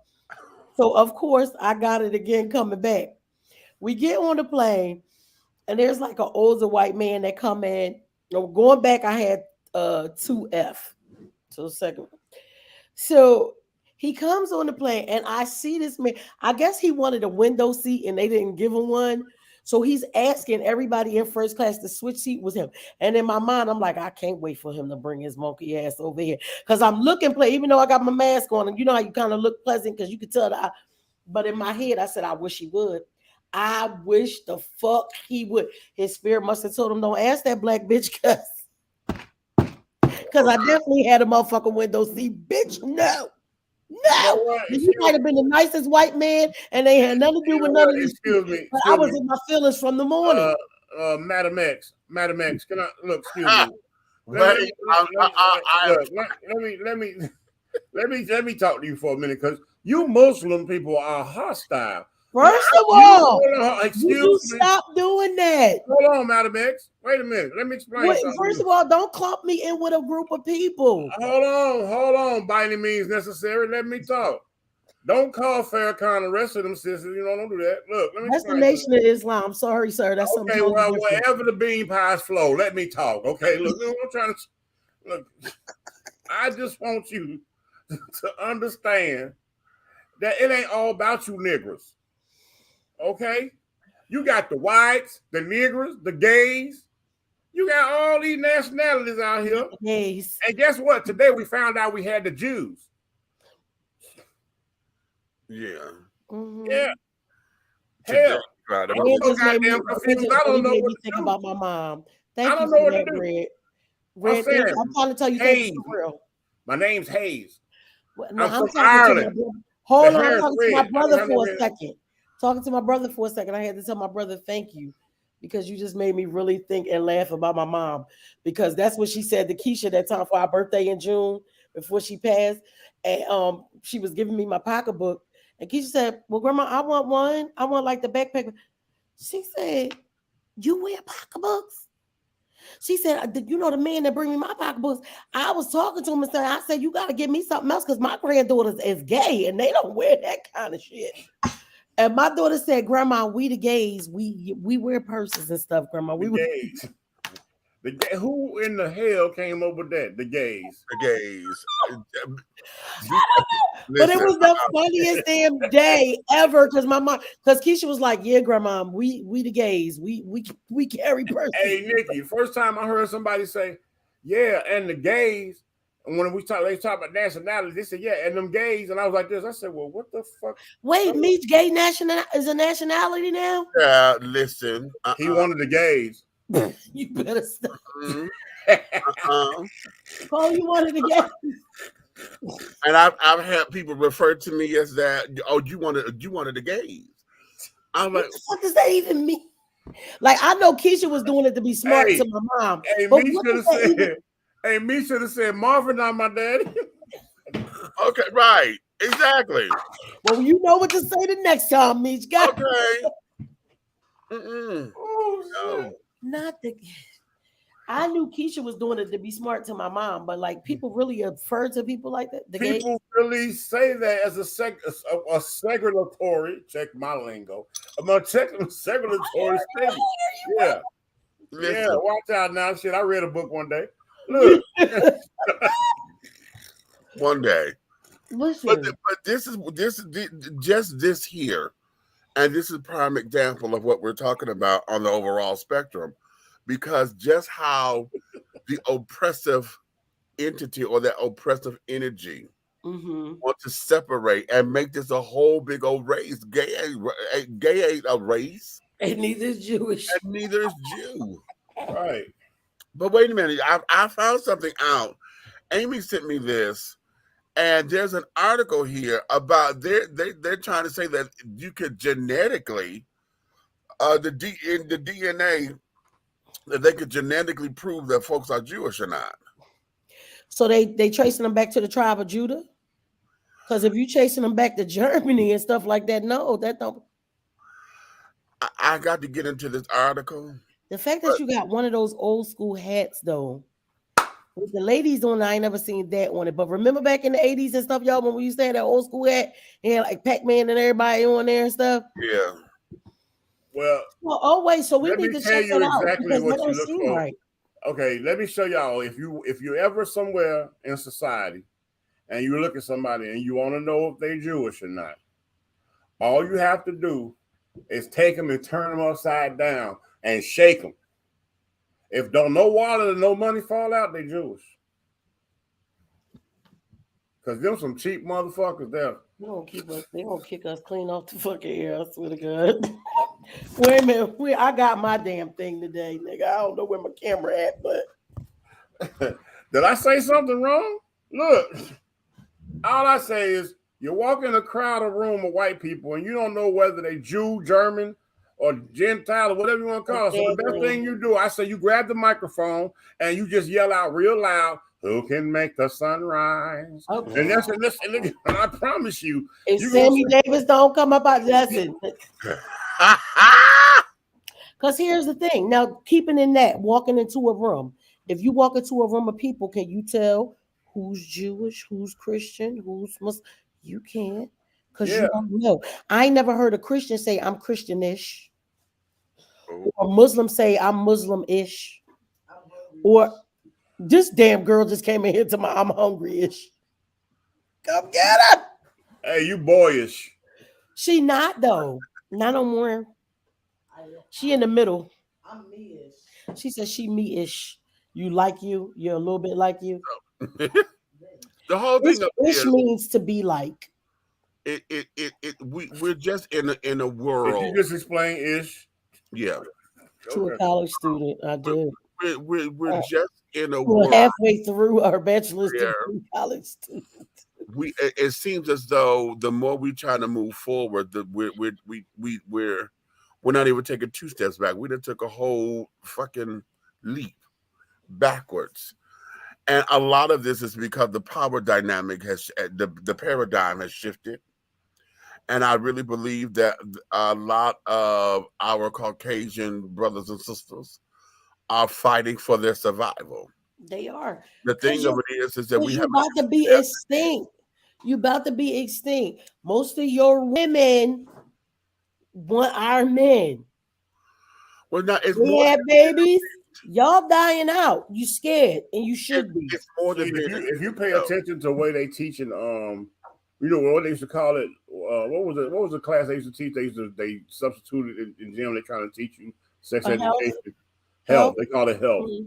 Now, if you pay attention to the transition of what it used to be when we were in school, and they show you the little movies or the little cartoons or whatever, and they show these doggone little white sperms all over the place going like this, and they going everywhere. Right. But now when you see it, they all synchronized. So niggas got rhythm. You know, they synchronize. They going all in a row. Really? Yeah. Yes. You know why I ain't thought about that? Because you're right. Get the fuck out of here. I'm about to go see. I never thought about it. Y'all got to open your eyes. Listen. Now, he said that as a joke, but no, there's some truth to this because hey, the truth is funny. Right. The truth do be funny, and they be mad. They be mad. What you mad for? You are absolutely. When we first learned about how the spermatozoa, they were all over the place. They scatter all over. Right, and then you hope 1 or 2 get where it's supposed to be going. Right. Now the motherfuckers like this. Well, now, yeah, wow. They synchronize swimmers. Right. How does that even happen? Rhythm. It's in the food. Okay, rhythm. About rhythm. No, but I'm saying. Oh, you may have a point. Yeah, the hormones and stuff in the food. Yeah, that's true. You know. Hey, you know what though? If that's the difference between iodine salt and Lawry's, you know, he gets on my motherfucking nerves. And he said that, like, you know what? Like it was a scientific fact. I thought he was about to. And I thought he was going to say something. Never. Every time we think he about to say something, right? You know, this motherfucker's retarded. Look, she said I ain't even hear him. I just know he said something crazy. Just throwing his fingers and carrying on. But listen, let's do this. Okay, we get to something funny because I need to tell him something. Okay. I wanted to take a little break because it's a hot show today because I need to talk about this Florida thing. Yeah. I got to talk about this Florida thing because let's break it a little bit. Red already did. Yeah, man. Let's chill because we got to get on these honkies. I mean these crackers. I mean these white folks. We got. Hey, that other man on the podcast said nigga 99 motherfucking times. I don't give a fuck. Nigga, please. Red. So we at the game because I got to give my brother this visual. We at the game, right? I'm going off the camera. No, you stay your ass right there. Okay. All right. She had titties like Wendy Williams, right? And you know how Wendy ain't got no ass. Not Meech, that you know I ain't lying. You know how Wendy got a flat ass? Like this was exactly her, right? But she looked like she just came back from Dr. Miami and all her shit healed up. So she want everybody to see these motherfuckers, right? So one of them like up and out but she feels the need to keep prancing her ass back and forth in front of us. I'm like, if you don't sit your flat ass down, first of all, you could at least put on a booty pop or something because that shit don't even look right. Like Red, if you'd have been there, we'd have probably got thrown out. That's all. I promise you. Listen, So she took a steak to a vegan party. She took imitation steak. No, it's steak. And then they wasn't even straight. Like she, you know how women get and they do the cleavage and they both pushed up or whatever. The shit looked all crooked. Like I'm like, because the right. No, Cole, because she had them out. They was out, so you could see them. So what you're saying is it looked like two angry watermelons and one was winning. Yeah. Yeah. Okay. Yeah. And I don't know why she just kept prancing her ass back and forth. Baby, look. And you should have seen Chain's mom look at her. Yeah. And she heard me. I know when she heard me when I said, if you don't go sit her flat ass down somewhere. And I turned around, 2 Chainz mom was cracking up. I said, oh, mama, I know you heard me. Because she was really getting on our minds. What the fuck? Oh, but we said at the same time. Right. And this is the thing. Bitch, this is the G League, okay? Right. Ain't no money here. She thought G was the bra size they were looking for. Oh, because I thought maybe she wanted to, start it from the bottom. Now we're here. She get one that she think gonna go to be able to say, I was there with you when you ain't had nothing. Because bitch, you had no other reason to be there. I'm just not understanding. Okay. Oh my God. Okay. She probably did. And what did it was the first time she had come through. Oh yeah, I didn't even see him first time. The first time she come through, I bugged. I'm like, what the fuck? Because I'm seeing all this flesh, and I knew it was. I said, no, that's a titty job. Okay, and okay. So, okay. Now, wait a minute. Let me create paint the entire. Yeah, go ahead. Because we had allowed other people to sit with us because they had went to go get something to eat and they were trying to sit courtside. Whatever. I said, no, you can't take that over on that courtside. And so he was like, oh, and they looking all crazy. I said, no, y'all trying to eat. I said, no, have a seat right here, baby. Have a seat. And so now y'all know how I am when I'm watching my boys again, because I got my husband, I got my other husband, I got my boyfriend, and I got my side pieces carrying on. So then we got distractions because we played Detroit today.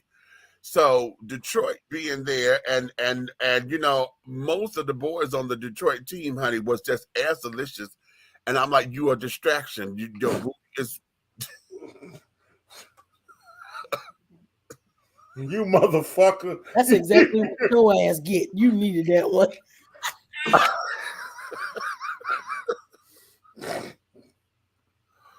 Okay. So I'm sitting up there hollering, okay, this, and now I'm not real loud because I know we got guests at the table, right? So I'm like, okay. But then I just said, fuck it, because I said, because we saw one, number 55, my husband, in a boot, he got a cast. I said, wait a minute. Baby leg is broke. I was like, wait a minute, that's my husband. One husband was on the bench. He brought up the new husband. He used to be the boyfriend. Last game he was boyfriend, but he moved up into one of the poly seats. Yeah. Tonight. So we are there. Okay, so this is the conversation that I'm having, and every time I come up and down the street, I'm up down the court. And so the guy next to me, he stood up there saying, he said, well, which one is the husband? I said, well, that one over there in the gray. I said, that's husband number 1. I said, but number 24 is husband. So we doing that. And then that's when Miss Thing come walking by. Miss Thing walked by the first time and he caught my look and the president of the chair, she caught my look. And she come over to the table and she said something to me. I said, and she was telling Nikki was like, what happened? She said, if she had any more damn titty out, honey, she had, because her nipples was out there, she might as well have to just, I said, wait a minute. So she came back, and then she went back again, and it was when she went back, she come back, and that's what we noticed. I said, bitch, and your ass is flat. When she walked past, I seen all the titties and her ass was flat. I said, what in the fucking Wendy Williams is happening here? Straight up look like the letter P, I promise you. Baby, she had a nerve to have that phone in the back. That brought more attention to it. Take your fucking phone out your back pocket, bitch, because your back, red, flat up and down, like not even a hump to distinguish your butt from your back. That was the safest place for her phone. It wasn't going nowhere. The shit was horrible. Ridiculous. And the game was marvelous. We went into overtime. I always wondered about that. No pun intended, sis. Because I know you got two, midgets in the head like yourself. But what I'm saying is, motherfucker do. but a woman like that is like, okay, and she go to bed at night, right? And she having a wild dream. And she turn over real fast, and one of the motherfuckers hit her face and suffocate her, and she don't know. If she dies, is that a twist of fate? I hate you. We going to commercial. Thank you. Go to commercial. I can't stand this. Y'all don't understand. No, Jesus. No, Jesus. Fix it, Father. Okay, right. Okay.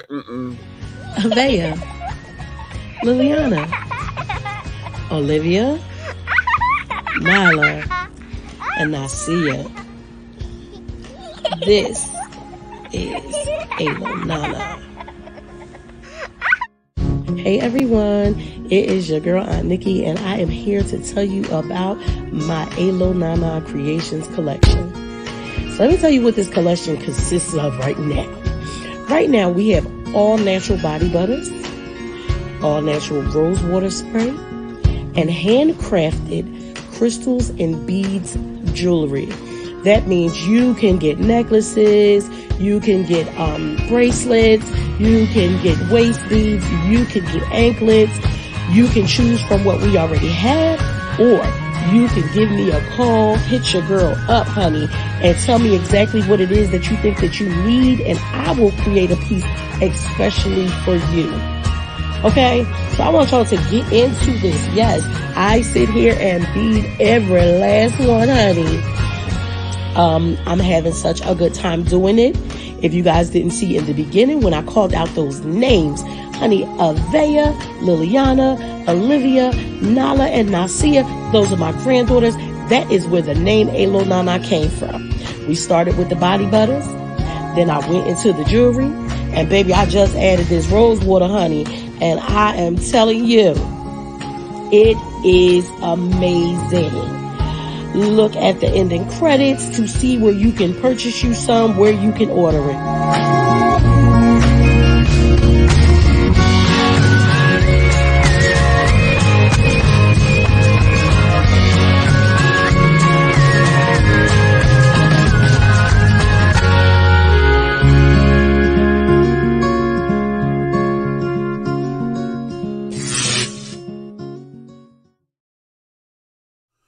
Angelo Ellerby, the Henry Higgins of hip-hop, is the founder, president, and CEO of Double Exposure Media Relations.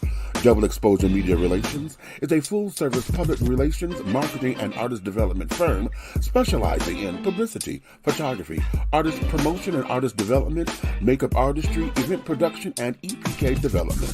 Celebrating over 45 years in the industry, Angelo believes that a culture that does not take care of nor respect its artists is a culture that leaves nothing behind to appreciate. Let Angelo help you make dollars and cents of the entertainment industry. Contact Double Exposure Media Relations at 201-224-6570. That's 201-224-6570.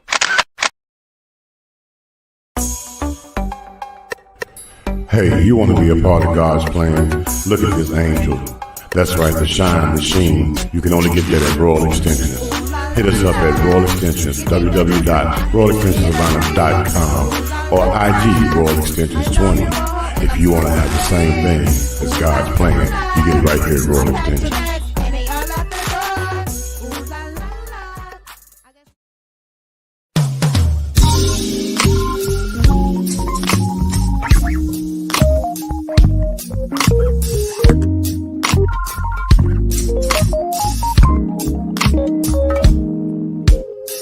When I'm walking down the street, people are looking at me.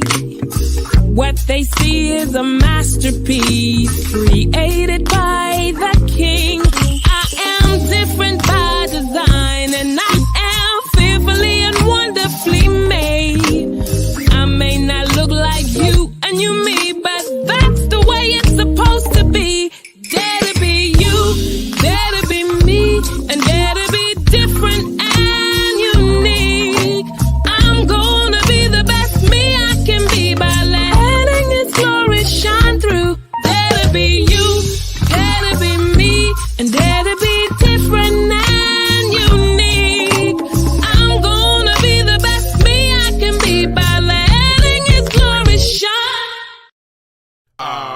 you ready to continue the journey with talk show host, internet sensation, and author of Awakenings, Epiphanies Along a Spiritual Journey, Big Meech? He is offering another installment of thought-provoking ideas, principles, and metaphors that will encourage, enlighten, inspire, uplift, and catapult you into a brand new evolution of accepting yourself in your total truth. Revelations, Affirmations, and Confirmations. The new book by Big Meech is infused with conversations of love and inspiration that gets right down to the real nitty-gritty. It will confront the reader with the proverbial mirror in an effort to take a deep, closer look within to find all that one needs to propel forward and make life happen. Get your copy today on Amazon.com or go to www.dishingtea.com. That's www.dishingtea.com. For more information, contact Big Meech at 404-914-5610. Revelations, Affirmations, and Confirmations. This message has been brought to you by Too Deep and Pastor Don Jr., CEO of the Winning Team.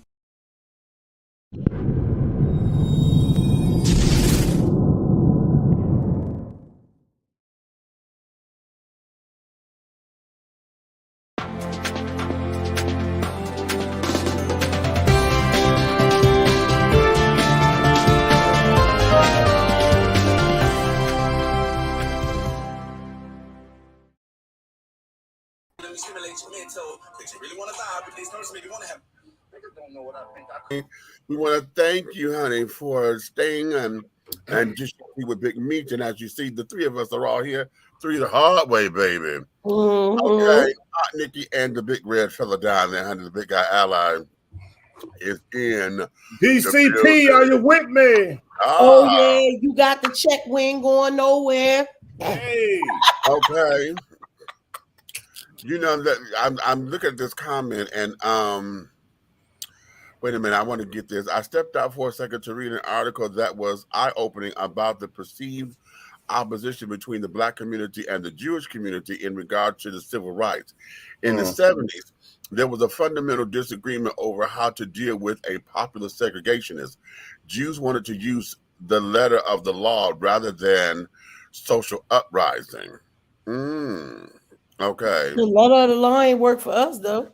Okay, that being said, I feel like this is a big part of why there is not perceived action from the Jewish community to stand up with organizations like Black Lives Matter. Example, because they first seek justice from a legal avenue, a privilege that isn't readily afforded to people of color. Very interesting. That's true. Very, very interesting. And that there is true. And this is the attachment for the article there. Okay. I told y'all Amy was going to be on there, and that's why I asked her. So Dominic said, do you think that they're more financially motivated then? Because that's how I read it, but I'm not sure. And the answer, Dominic, absolutely not. I meant to say that, as the article says, in the 40s, there was a young Jewish lawyer who brought many libel lawsuits about to combat anti-Semitism and Semitism, and some of them helped to squash racist literature in Illinois being circulated. Yes, so the Jewish community was bolstered to the practice of using the law for justice. People of color in America have been cheated through the ages in the courtroom. It's not all about finances. Right. Very much so. You know what? Maybe to the. You know what? Let's rephrase that. Because maybe it is finances, but it's the dissemination of finances. Because if you went to court, most folks who are of Jewish, well, at least what we've been taught, they've been able to pull resources together to fight in court and this, that, and the other, whereas people of color have not. So maybe loosely it is finances, but the argument is that they tend to go, like we all say now, no, I know how to fight. We don't fight fire with fire. We fight fire with water. Let's put it out. And let's go put it out and carry it on. So our Jewish counterparts know that they can get in and they could use the legal system. Whereas we're not afforded that because it's always. Even if we could afford it in that aspect, but understand that most of those laws were never meant to help us anyway. So whether we had, when we go to the other side of afforded to us, that afford, even if we had the money, the laws are never written for us. They've always been written against us. So no matter what we do, even fighting in the courtroom, 9 times out of 10, we don't be winning the things. Hold on, y'all. Right. Well, I'm going to say this, and I don't know if y'all ever paid attention. Mm-hmm. But if historically you want to say, you know what I'm saying, I look at so, you know how I always find details and stuff when I point it out in a comical way? Yeah. If the score in a battle is 4 people to 1, right? Uh-huh. That one person would have to keep their eyes on the 4 people at all times in order to protect himself. Right? Uh-huh. Especially when you are a whole nother color from the 4 people that you're fighting against. Uh-huh. And what I mean when I say that is, look at the U.S. coin mint.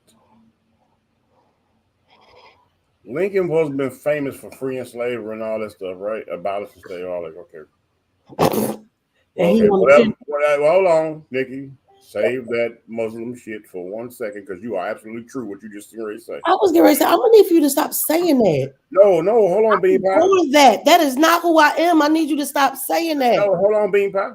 Look, I got you. Look, what I'm saying is, you know what? What? Hold on, y'all. Say it now. Say it. Mr. Rainbow Man. Hold on, chill up. Now, look. Oh Lord. Look. We about to whoop his ass.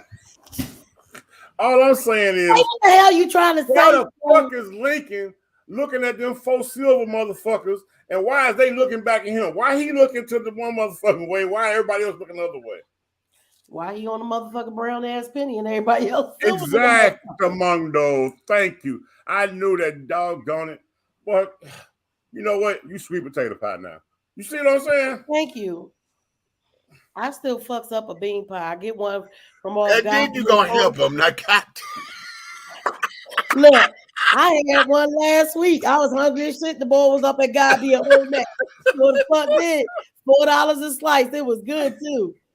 Hey, don't mind me. I'm a good influence. Look, that's good if y'all just give it a try. It tastes like sweet potato pie. Yeah, y'all just mad because y'all thought y'all had to read a page out of the Quran before you bite into it, but you don't.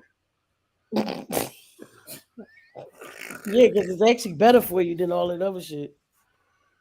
I don't disagree with you on that, Meech, but I would add that it's privilege in America that it has caused a financial divide. Like Auntie said, color can be seen and therefore oppressed immediately. I can't fuck with that because you're right. Mm-hmm. You're right. You're right. You know what? I have to say, Jojo, don't mind me. Don't you encourage his bullshit? Don't you pay me no attention, man.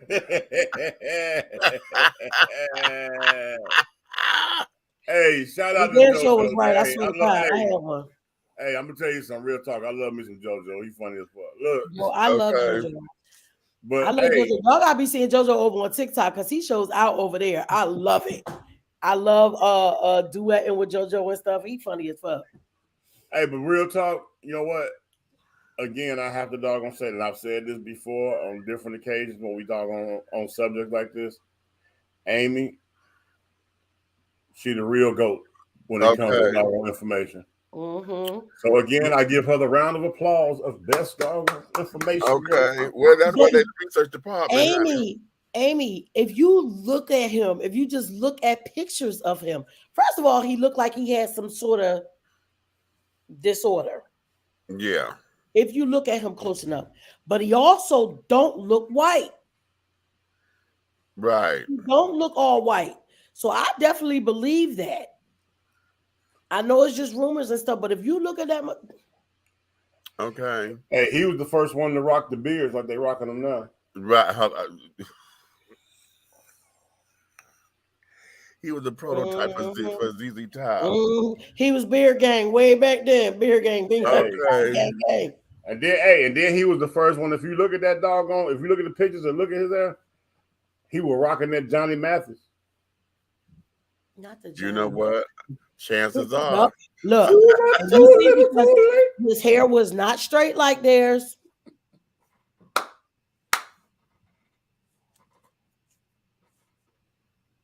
Hey, this fucker said too much, too little, too late. Too much, too little, too right. Late. Ever see here again? Come on, Red. Listen, they don't want to play with us like that.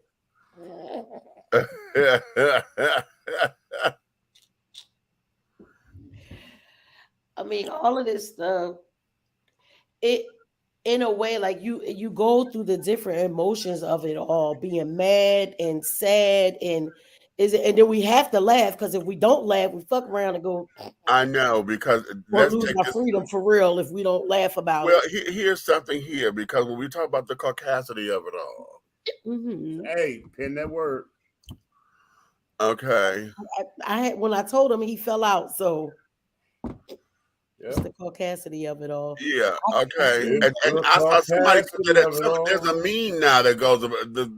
There's a meme out now. Because there's a lady on TikTok who started it, because there was something going around, and the white people were actually upset that she called them white people.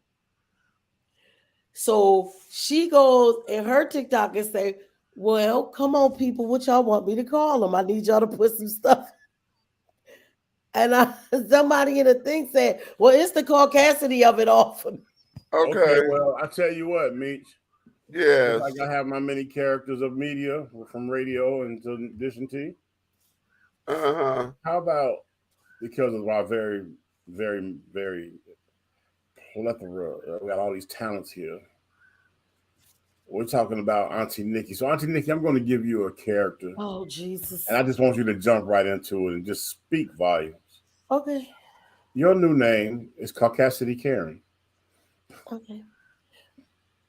Okay, well then, if that's the case, I need to know why you feel the need to always come around and start talking about people and start talking about, you know what, I really feel like I'm just going to call the police because I'm just sick of this, and I don't know who the fuck you think you are, sir, and I don't even know why you live in the house that you live in, because you must be a drug dealer. You know what, I'm calling the police right now. That's how them bitches be. Like, Caucasity Karen is in the building. That Dish T, y'all. We got her. You know what? Baby, y'all know how that we do that improv around the curve. Come out.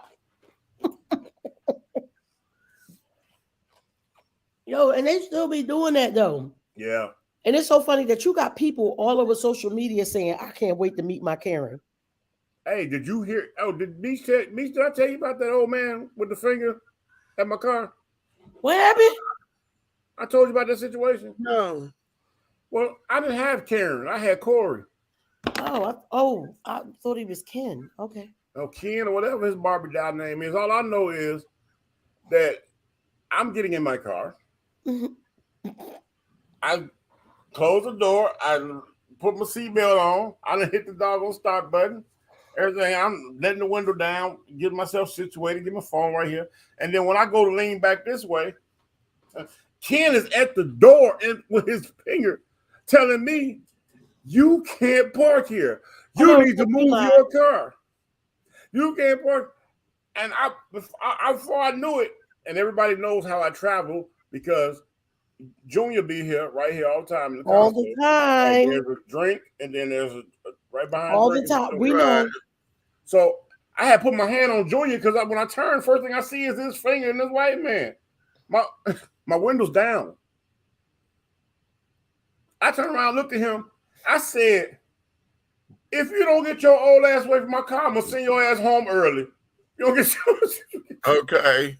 Ask God if we can get a trade in and get Betty White back, nigga. You better get the fuck out. You better get your everybody here. Do you not see this motherfucker right here? It's one in the chamber. Did you ask for it? Oh, me, did I send you that new firearm that they got out? Did I send it to you? Red is called a protection gun. We might need to get this for me. Oh, yeah, the orange thing, yeah. It shoots rubber bullets, tear gas pellets, and mace. You know, he might not want to use real bullets right now. But when I tell you this thing is sexy. Detroit, he threw the hard way. He getting a pistol. Listen, I think I'm gonna buy one.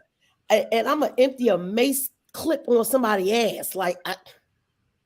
And then after you be all fucked up in the face, then I'm gonna unload a motherfucking clip of rubber bullets on your ass. Wait a minute, here's the fucked up thing. If you shoot somebody with a bunch of mace, they coughing and choking. They can't be touched. They think they got COVID. Okay. That's fucked up. But no, Mr. Detroit, you might as well get ready. So. Lord. Get ready. And got it. Here we go. Listen, let me get into this next story. Okay. Because it's another one of those. And here's what this is. In Florida, the children are in discussion. It passed the second wave in the state Senate. It has not been signed into law yet because they're still debating it. But there's a bill that's on the table, and they are saying that they're trying to make it illegal to make white people feel what's the word that they're using? Bad for being responsible for what happened. Yeah. Get the fuck out of here. Uncomfortable. That's what it is. They use the word uncomfortable.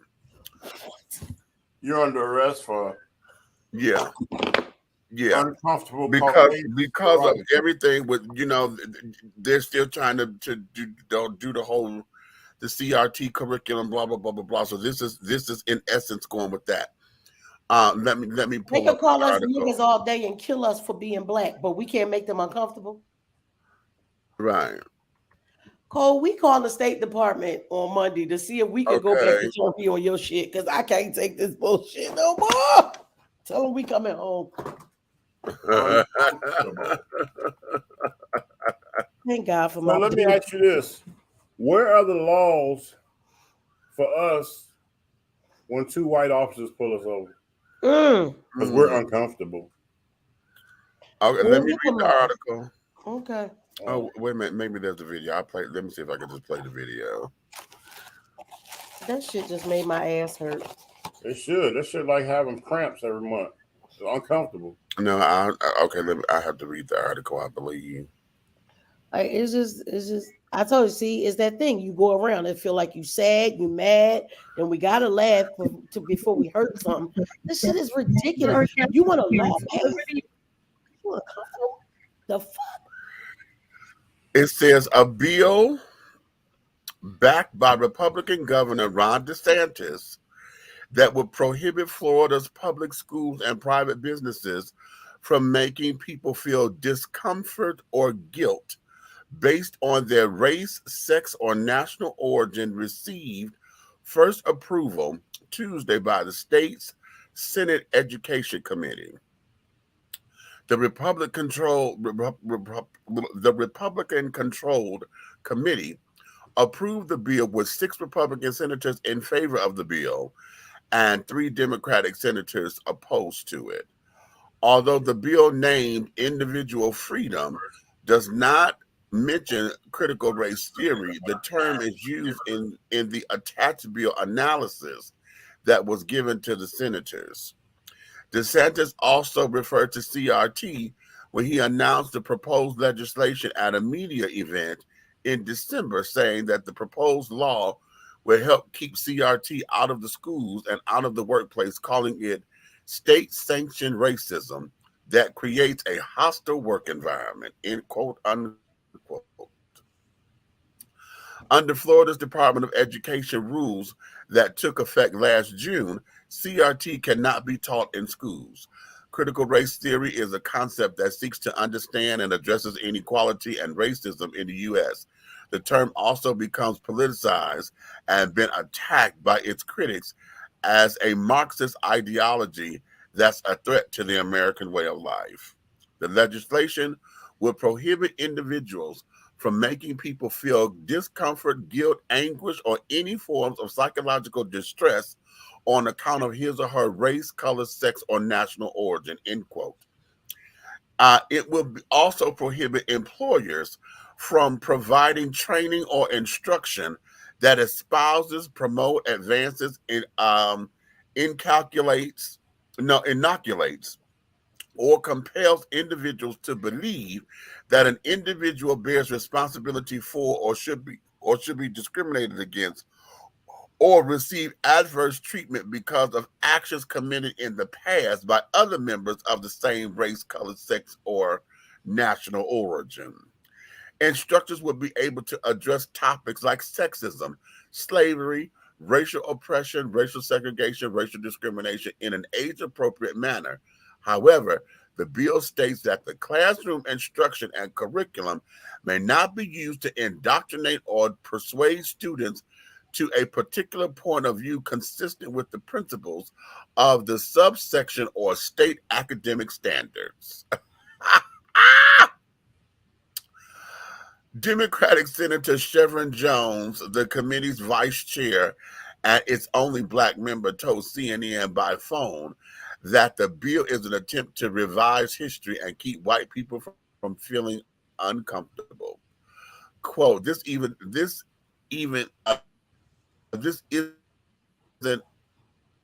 he said.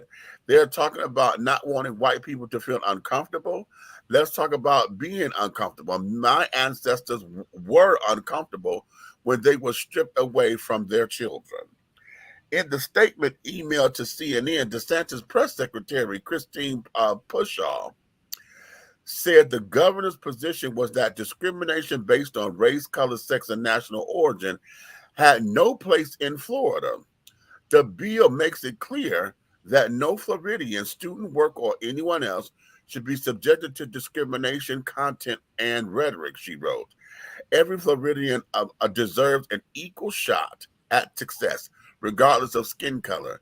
This means considering each person as an individual with unique attributes, experiences, and aspirations, rather than stereotyping them as a member of this or identifying group, she said.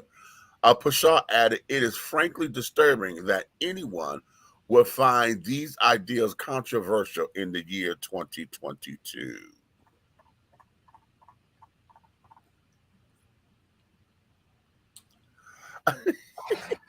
Man. Okay, crickets. I'm gonna tell you, you know what? Thank you, Spirit. Because Spirit said, "Bitch, don't do that." I started to get up and put my entire ass in this camera. I promise you. I was about to total eclipse this motherfucker. Go ahead. All right. Go ahead. Meech, I wish I had this for every one of them dumbass things. Remember, you got me this down in Florida. Yes. Remember how for years we always said, you know what I'm saying, I have not yet to see it, but I have been in situations in my life like this one here, this moment, where I seems to be is real. There are two sets of law books in this doggone globe. Hello. Absolutely. Because some of the words, did you hear some of the words read? Some of the words almost made it seem like it was some equal shit, right? Exactly. And all it made it seem like it was some equal shit, like you can't do nothing to none of us. No, but see, here's where this is. That's what the fucking law already states, that you can't discriminate somebody based on this. That's already in the law. That's already the law. But they do However, they so busy worried about this whole critical race theory because they don't want to accept the truth. No, everybody who claims that this is racially motivated, bitch, it always has been. What we just say? Everything in this country is racially motivated. What did we just say? Now, if we can sit down here and Jewish people can sit down there and tell us about what race is. I got a question for you. Holocaust was race. I got a question. It had nothing to do with the United States. That was Germany. Meech? Yeah. I got a question. I want you to answer this because you're a thinking man. All right. With all this being said, right? Mm-hmm. I got this big cup right here, right? Right. If it's only one ice cube left in here and it's melting away, once it's gone, what do it fucking matter?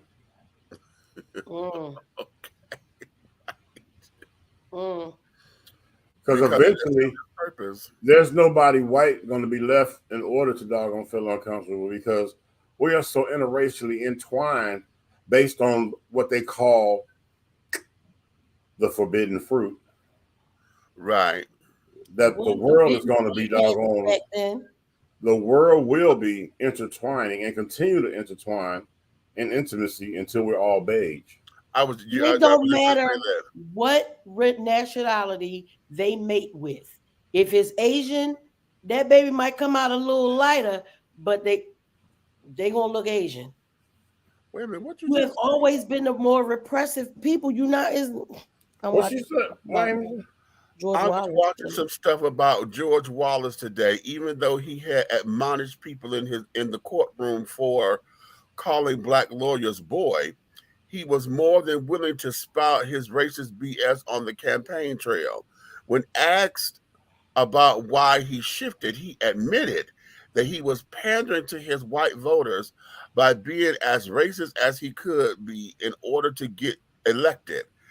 Guess who may be running for president? Florida's own DeSantis, pandering to his sad Karen and Ken brigades. Interesting. I say we get a bunch of money. Interesting. Go buy a private island and just get the fuck out of this bitch. I can't listen. Why are they trying to get over here? Why is everybody trying to get to this piece of dirt? I don't know. I told so many people that, Red, when you were out there, did you have to explain that to people when they were saying they wanted to come to America so bad? I had to tell so many people, this ain't. This and is then not, when I was over there, I was at peace so many days. Listen, I've never felt like any place was home, and I say this to everybody all the time. The only time I've truly felt like I was home is the times we lived in Germany. I swear to God, the atmosphere is so different. You would think from what they came from, right, that would be the craziest shit. But everybody about 60 on down act black any damn way. But yeah, it's all BS wrapped and pretty worded. But I never felt like I wasn't supposed to be there. This is give me, Nikki, my first day in Portsmouth, England, no doubt. My first day. I had some of the best English tea I've ever had. I wish I knew how to make that, exactly what I had that day. At a young lady's house. Over here, she would be considered Karen or a white woman. Okay, you know what I'm saying? But she invited me after 30 minutes of meeting me in the mall and hanging out and shopping and having similar interests in fashion, and invited me back to her house for tea. I went because I was curious of how they live. Right, right. And when I got there, it was a quaint little place. She was really, really sweet. The conversation had to be a little slower because her accent was something serious. But I learned so much from her, and she wasn't scared of me. Right. Now, the one thing I will say about the UK, because I got a lot of friends, a lot of Caucasian friends in the UK that like really fight on this side of this stuff. Because they said, it is places over there, and I'm sure there's still places in Germany too. But she said, like, one of them, she was saying how, like when all the Black Lives Matter stuff started here, they was over there with it too because they still have problems. It's not to the level that we have, but they still have problems. But they don't care about fight. They gonna fight. You ever listen to, all right, like, how we always talk about racial appropriation and stuff, like them trying to be like us and stuff like that. I'm gonna tell you something. When I hear a white woman from the UK sing soul music, I don't feel the same as when I hear one of them from here. do it. I don't know why. I just don't. Josh Stone. That's a singing hooker. Yeah. And it never feels like it's forced, faked, or anything. Amy Winehouse. Yeah. Motherfucking Jessie J. Yeah. Yeah. None of them. Adele. She goes into the pop stuff, but she gets soulful too. I never feel like it's being appropriated from us. I feel like they really love what we do. And their parents are bringing them up on soul music. Right. I've heard that. Yeah. 50s, 60s, 70s, 80s soul music. I've heard so many different people say that. And then I don't feel like it's just a different thing. It's like here, everything they want to say that's bad about us, once they do it, it's supposed to be cool. Right? You take all our shit. You take all our shit. You take our hairstyles, our whatever it is that we do. So many of them girls, because y'all see, I've been tearing them heifers down on TikTok. You want to act like you black and blah, blah, blah, blah, blah, blah, till it's time to be black. Right, that part. Right? Till it's time to be black, you rapping and blah, blah, blah, blah, blah. When you get pulled over in your motherfucking car, what you do? Your hands on 10 and 2, and you like, hi, officer, what was the problem? Why did you pull me over?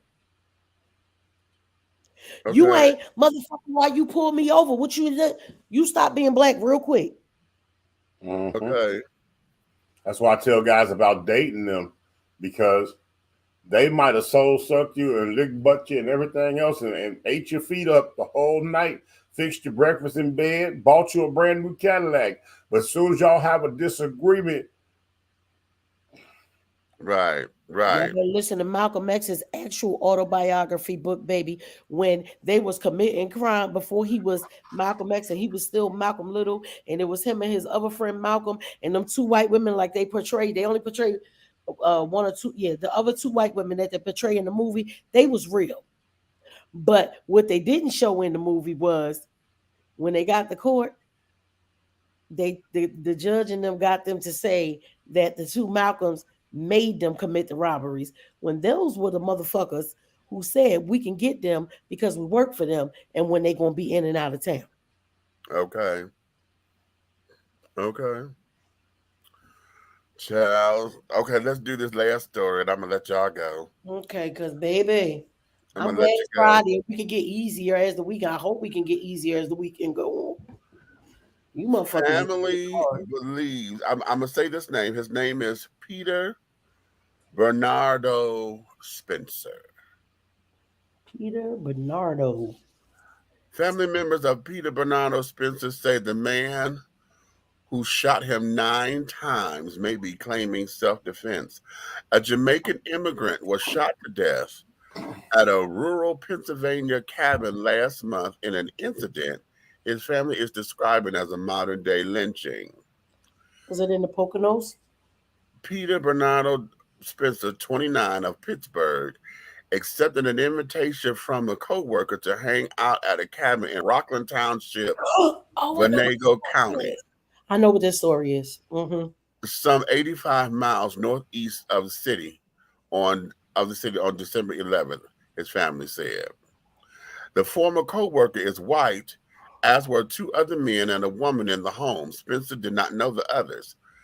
Peter was an outdoorsman from Jamaica, said Paul Jubis, a civil rights attorney from Pittsburgh who was advising the family. He loved being outside in nature. Philadelphia State Police were called to the home on Carl's Road just before 2:30 a.m. on December 12th and found Spencer dead on the front lawn with multiple gunshot wounds. A suspect, 25, and 3 other people at the home were detained and questioned, police said in a news release, but all 4 were released after consultation with the Venango County District's Attorney Office. Police said they found multiple firearms, quote, ballistic evidence, and controlled substances at the home. But after 6 weeks, no one has been charged with the crime. Those working with Spencer's family are asking other law enforcement agencies to get involved.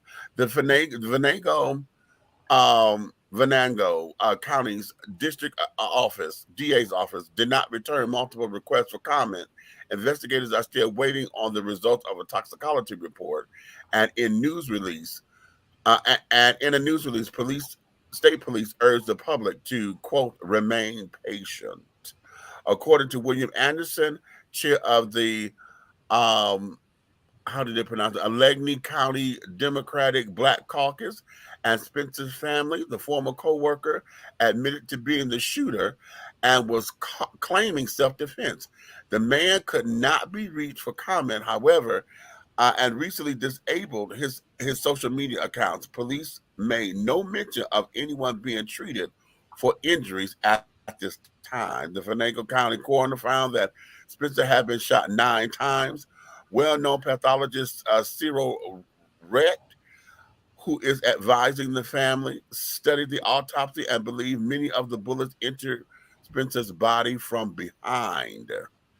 My initial thought is that it is absurd to talk about self-defense with 9 gunshot wounds, Wett told the Inquirer.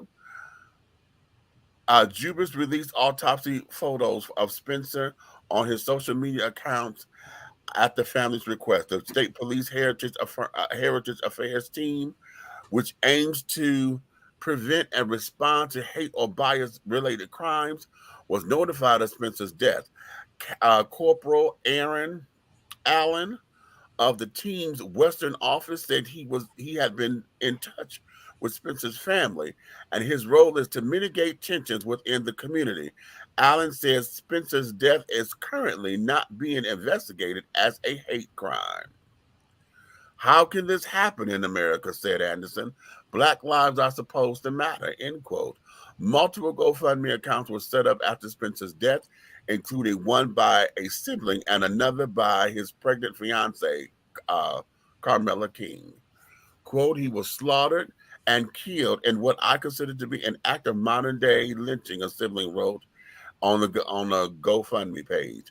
Conrad Spencer, Peter's father, referred to all comments to Anderson and Jubis, but the family had spoken to Jamaican media about the case. Spencer, who was born and raised in Kingston, moved to the United States when he was 16, then returned again in 2013 to live with his family in Pennsylvania.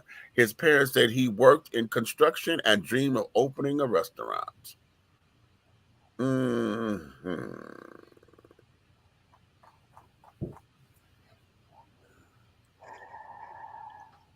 So here we go again, right? Again. Allegheny County is one of those counties like the stuff that happened to Redman. He's actually where that happened is not too far where Redman resides right now. It's pronounced Allegheny. Allegheny. Allegheny. Yeah, it's Allegheny. Look, our hair salon used to be on 2718 Allegheny Avenue. Okay. So yeah, it's pronounced Allegheny. That when this came across my desk, it of course disturbs me, because I'm like, after all this time, here we go. Ain't this what they just did to my baby girl? Child, what's her name?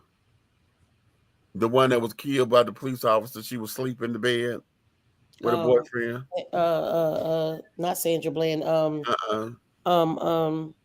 Shit. Because I was saying her name for so goddamn long. Right, but see, this is what it is. Because the hell, I'm sitting here trying to call the name, but it's been so many. Okay, it's been so many, and here this is basically the same. What about the people who be found Breonna Taylor? Breonna Taylor hung here in Georgia. Remember, it was the older lady, and you gonna say there was no foul play? She was like what, 79, 80, something like that. She went and got up in a tree and hung herself. If you don't get the fuck out of here. Okay, right. Listen. What about the gay guy that was found in Piedmont Park a couple years ago in the tree? Then wasn't there somebody down here down to our Walmart not a couple years ago? Yes. Yeah. Yeah. Yes. You know, I remember every one of them.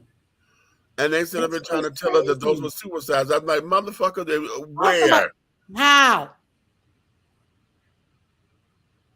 No foul play. You tell me somebody that old, where she get the body strength to pull her ass up that motherfucking tree and kill herself? Not to mention, I know we about to go soon, but please understand, our HBCUs are under attack. Yes. These kids are had to stay in their dorms and stuff like that because they have been getting bomb threats for the past few days. Right. Not and just we here just in had a Atlanta, scare. but all the HBCUs. Right. We just had a scare at the arena. Because we seen the motherfucking lights start flashing. Child, we in the arena, we in the fourth quarter of the game, child. We down to the first 6 minutes at like 6:45 left in this game. And all of a sudden, all of the lights started flashing around and said somebody pulled a like a fire alarm pull or something. Yeah. Like, y'all know I do this. This is what I, security is my thing. So I'm sitting up here, I'm my eyes that went to all the exits and I'm watching to see who moving. Right?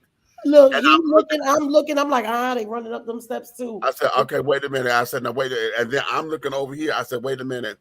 I said, we'll know in a minute. I said, because see, I'm looking to see who's going to come over to the announcer to make an announcement. Right. I said, keep your eye over there. I'm looking at all the exits and the stairs are carrying on. Then I'm looking at the teams to see what teams are doing what. I saw this one child run. Yeah. Oh, shit. When I seen him start running, I'm like, I said, okay, wait a minute. Hold on. They haven't said anything about the game, but then the energy has shifted. Yep, it did. The whole energy of the game has shifted. And it was like, okay.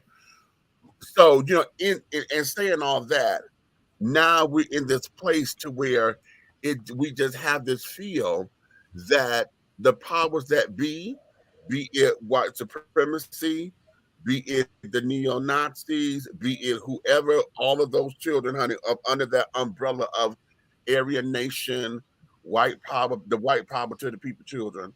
Okay. Though it just seems as though we are now being empowered. And if anybody does not see that this is directly related to Agent Orange and his 4 years in office, if you refuse to make that connection, then God help you, because that means that you are part of this motherfucking mess. Exactly. Hey, Red, do you ever remember being in any of your ports and stuff? Or just basically you're training and they remember this? If you see stuff, like if you see a bag or something left by itself, let me tell y'all something. Ain't nothing more scary than being somewhere, and I still do it to this day. If I go somewhere and it's like a bag or piece of luggage or something, and it's just there and ain't nobody there with it, baby, my motherfucker go all the way back. Okay. Well, they used to tell us when we would come out in the morning, and understand this, it's not about us being black. It was just about us being American. It was about us being American. They would tell us we had to check under our cars before we got in them. Right. Remember that? Yeah. They say we check under your cars before you get. I said, the first time Brian told me that, I said, "Oh, right, hello." Like, you ain't here all the time, nigga. They be flying you out of here all the time. What you mean? He said, you check under that goddamn car every day before you get in it.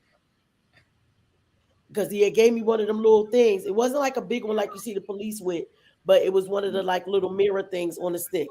Okay. And the whole thing was, do not, if you see a bag, piece of luggage, anything like that by yourself, get the fuck away from it. I sent it. Baby. Well, we did start. What time is it? Amy, thank you so much for Amy. Baby. Amy, you are. Here, baby. You did the thing for us, honey. Yeah, you did your thing, right? Okay, I love that. Well, you need to be sending. Look, you'd be like, y'all don't never read the stuff. Who you need to send it to is Amy first. Okay. Send the shit to Amy first, so she can get us all the facts. This here has just been, it's a heavy show because this is what we're dealing with, y'all. We're in the world. I mean, hell, They don't want us to learn the history. We got two sets of groups. Now here again, why is the Jewish folks want to bump heads with the black folks? Why the black folks and the LGBT bumping heads? Why are we bumping heads when we talking about oppression, honey? Oppression is oppression is oppression. Oppression is oppression, but you gotta remember that segregation went from dividing, yeah, to slicing, yeah, to dicing. And now we get into a point where they turn it into mince. They're trying to find every little line of, because you got to think about it. And we spoke on this before, Meech, where what's the difference between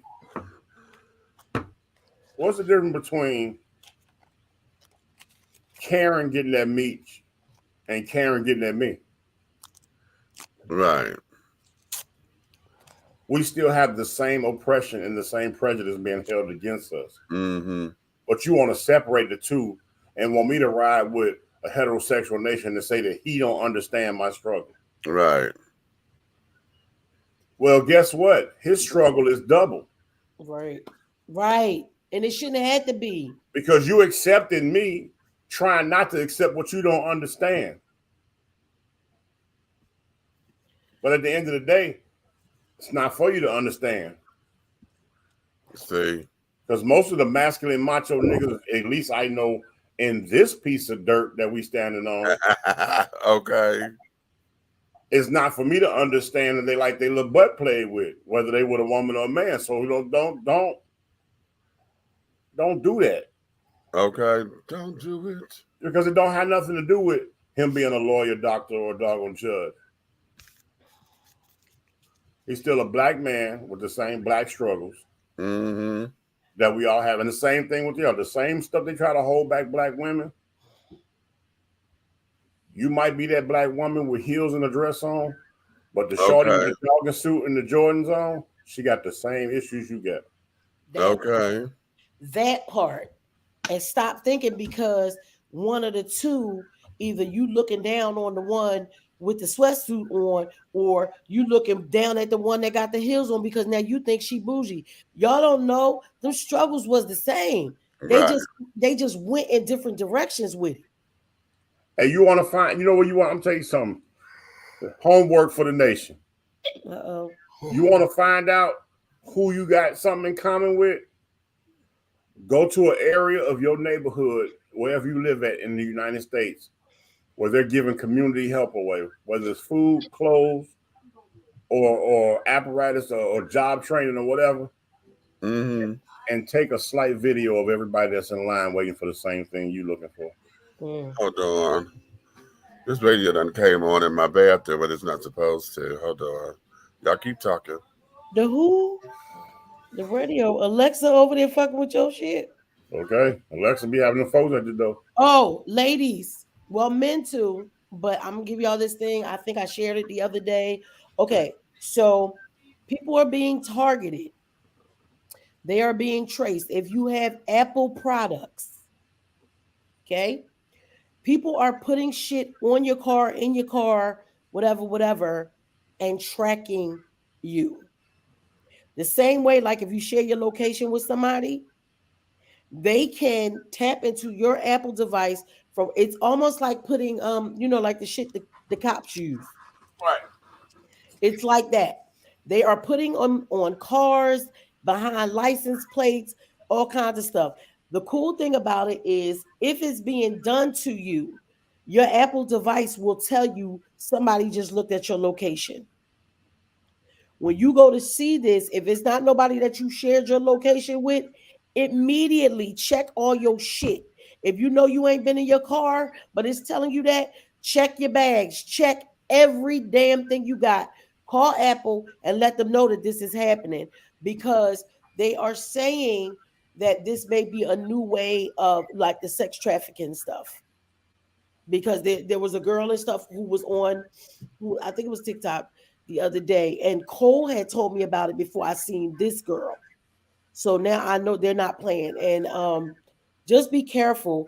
Don't just blow it off. If one of your Apple products, your phone, your laptop, your iPad, if any of that stuff says someone has just looked at your location, track your it doesn't say track your location, but they'll say someone looked at your location. Like Red, if I share my location with you all the time, you can look at my location, right? And it'll show me that you just looked at it. Right. Because, you know, like me and the kids do that just as a safety precaution, right? So if somebody is looking at your location and it's not somebody that you've given authorization to look, please, guys, like this shit ain't funny, because, you know, nowadays the kids got iPhones and all kinds of shit. Check your fucking kids' phones and stuff all the time and explain this to them so they can tell you if one of those alerts came up on their phone too. These motherfuckers is out, you know, sex trafficking, organ trafficking, all that shit. These motherfuckers is some motherfuckers. They so sick. Ridiculousness.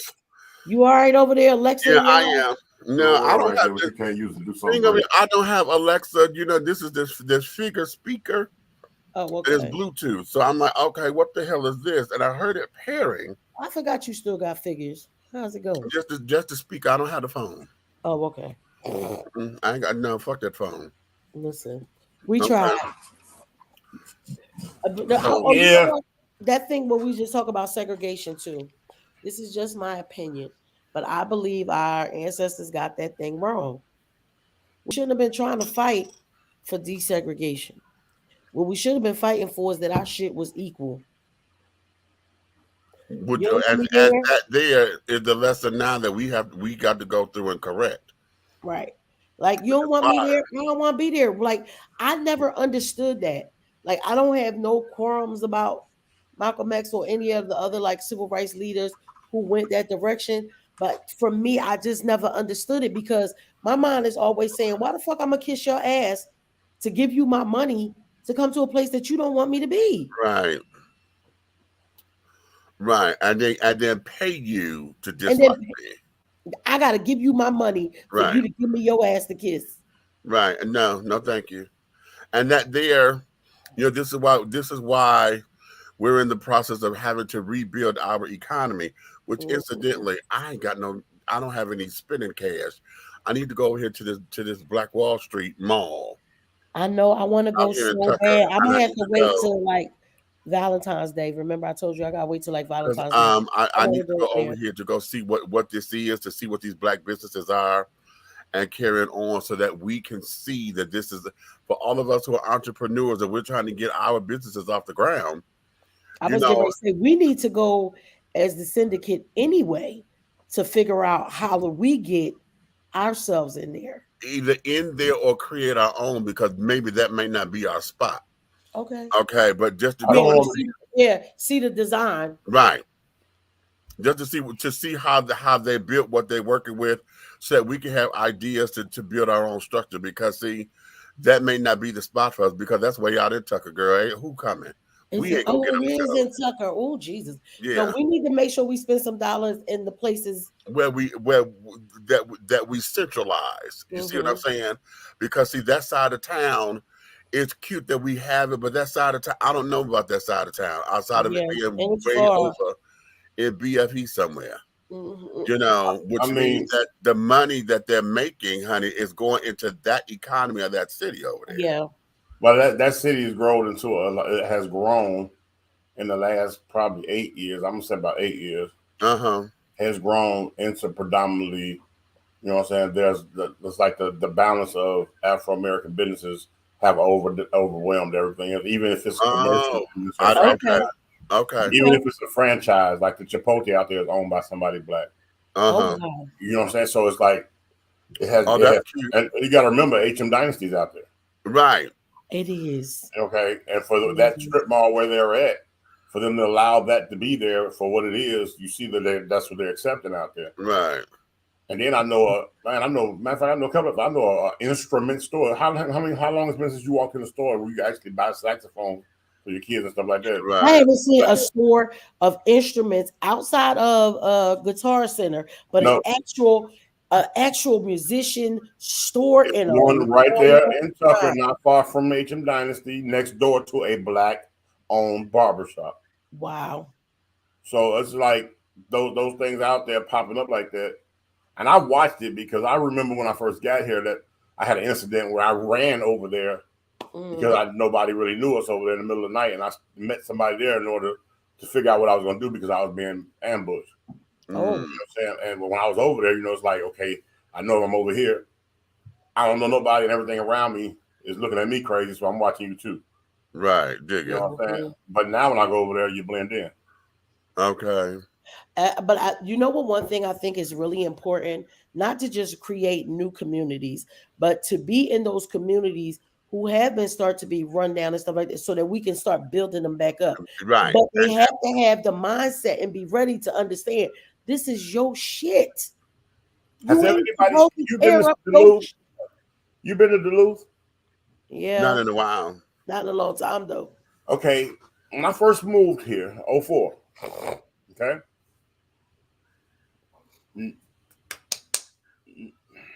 I got it. Okay. The palm people? Yeah, the withouts. Yeah. Okay. All right. Okay, without melatonin. Okay, all right. Yeah. Anyway, look. Not the withouts. The withouts were That's everywhere. a good one. I like that one. Okay. I looked up and the no peripherals came in. Okay. And took over the entire city of Duluth. So anything that looked like it was regentrified over there, it was done by their nation. Everything. Duluth, the carpets, the banks, the real estates, the condo communities, the subdivisions, the banks, the car lots, the restaurants, you name what it takes to run a city, and everything over there has no peripheral vision. And I said, did y'all not just see this happen right under your nose? Up under your nose, baby. And this is why I say it's going to be important for us to find a place where there's a lot of land.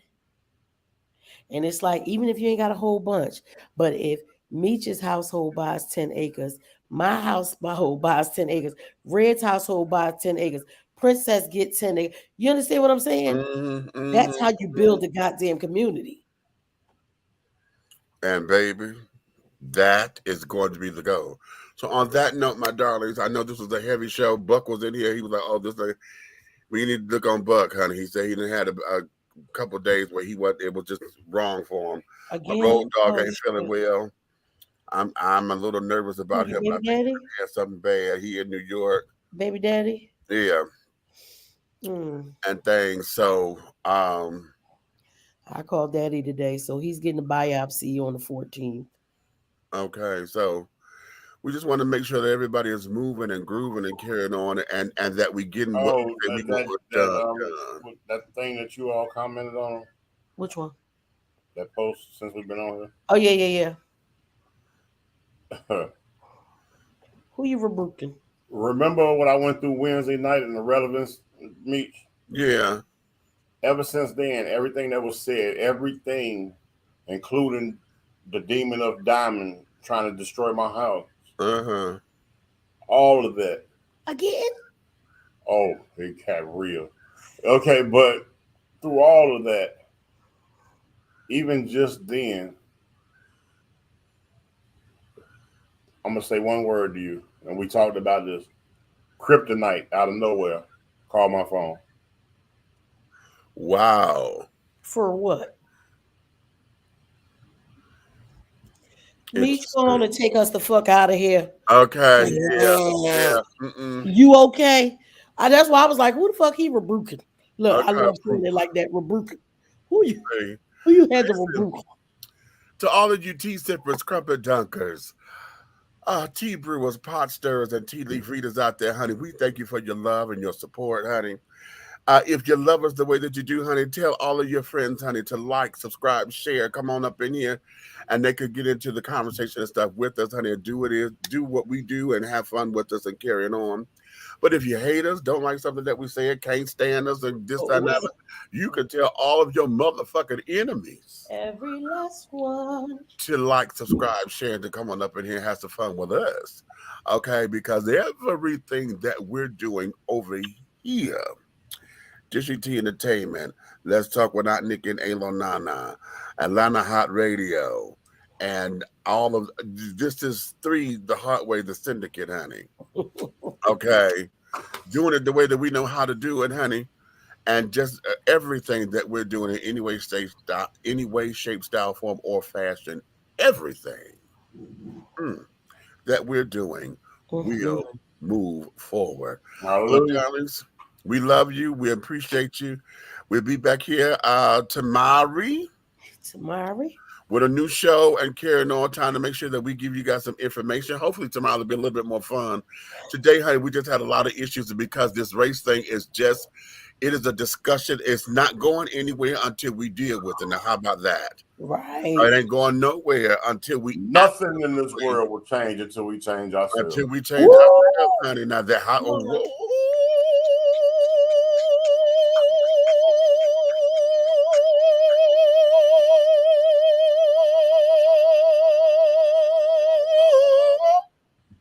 And you look like that was all in your spirit. That was in my craw. Face. I saw it in your face. That doesn't touch my breasticles, honey. Your breasticles. Not like that white lady at the game. Okay. Bye, y'all. No, these are mine, honey. Okay. Let her pee. Let her pee. Oh, Lord.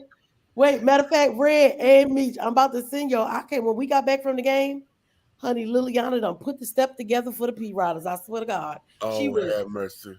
She was, I don't know what the fuck all that meant, but she was calling it out and everything. I said, okay, I'm going to send it. All right. Well, on that note, everybody, we're going to say good night, honey. Sing, baby, sing. Sing.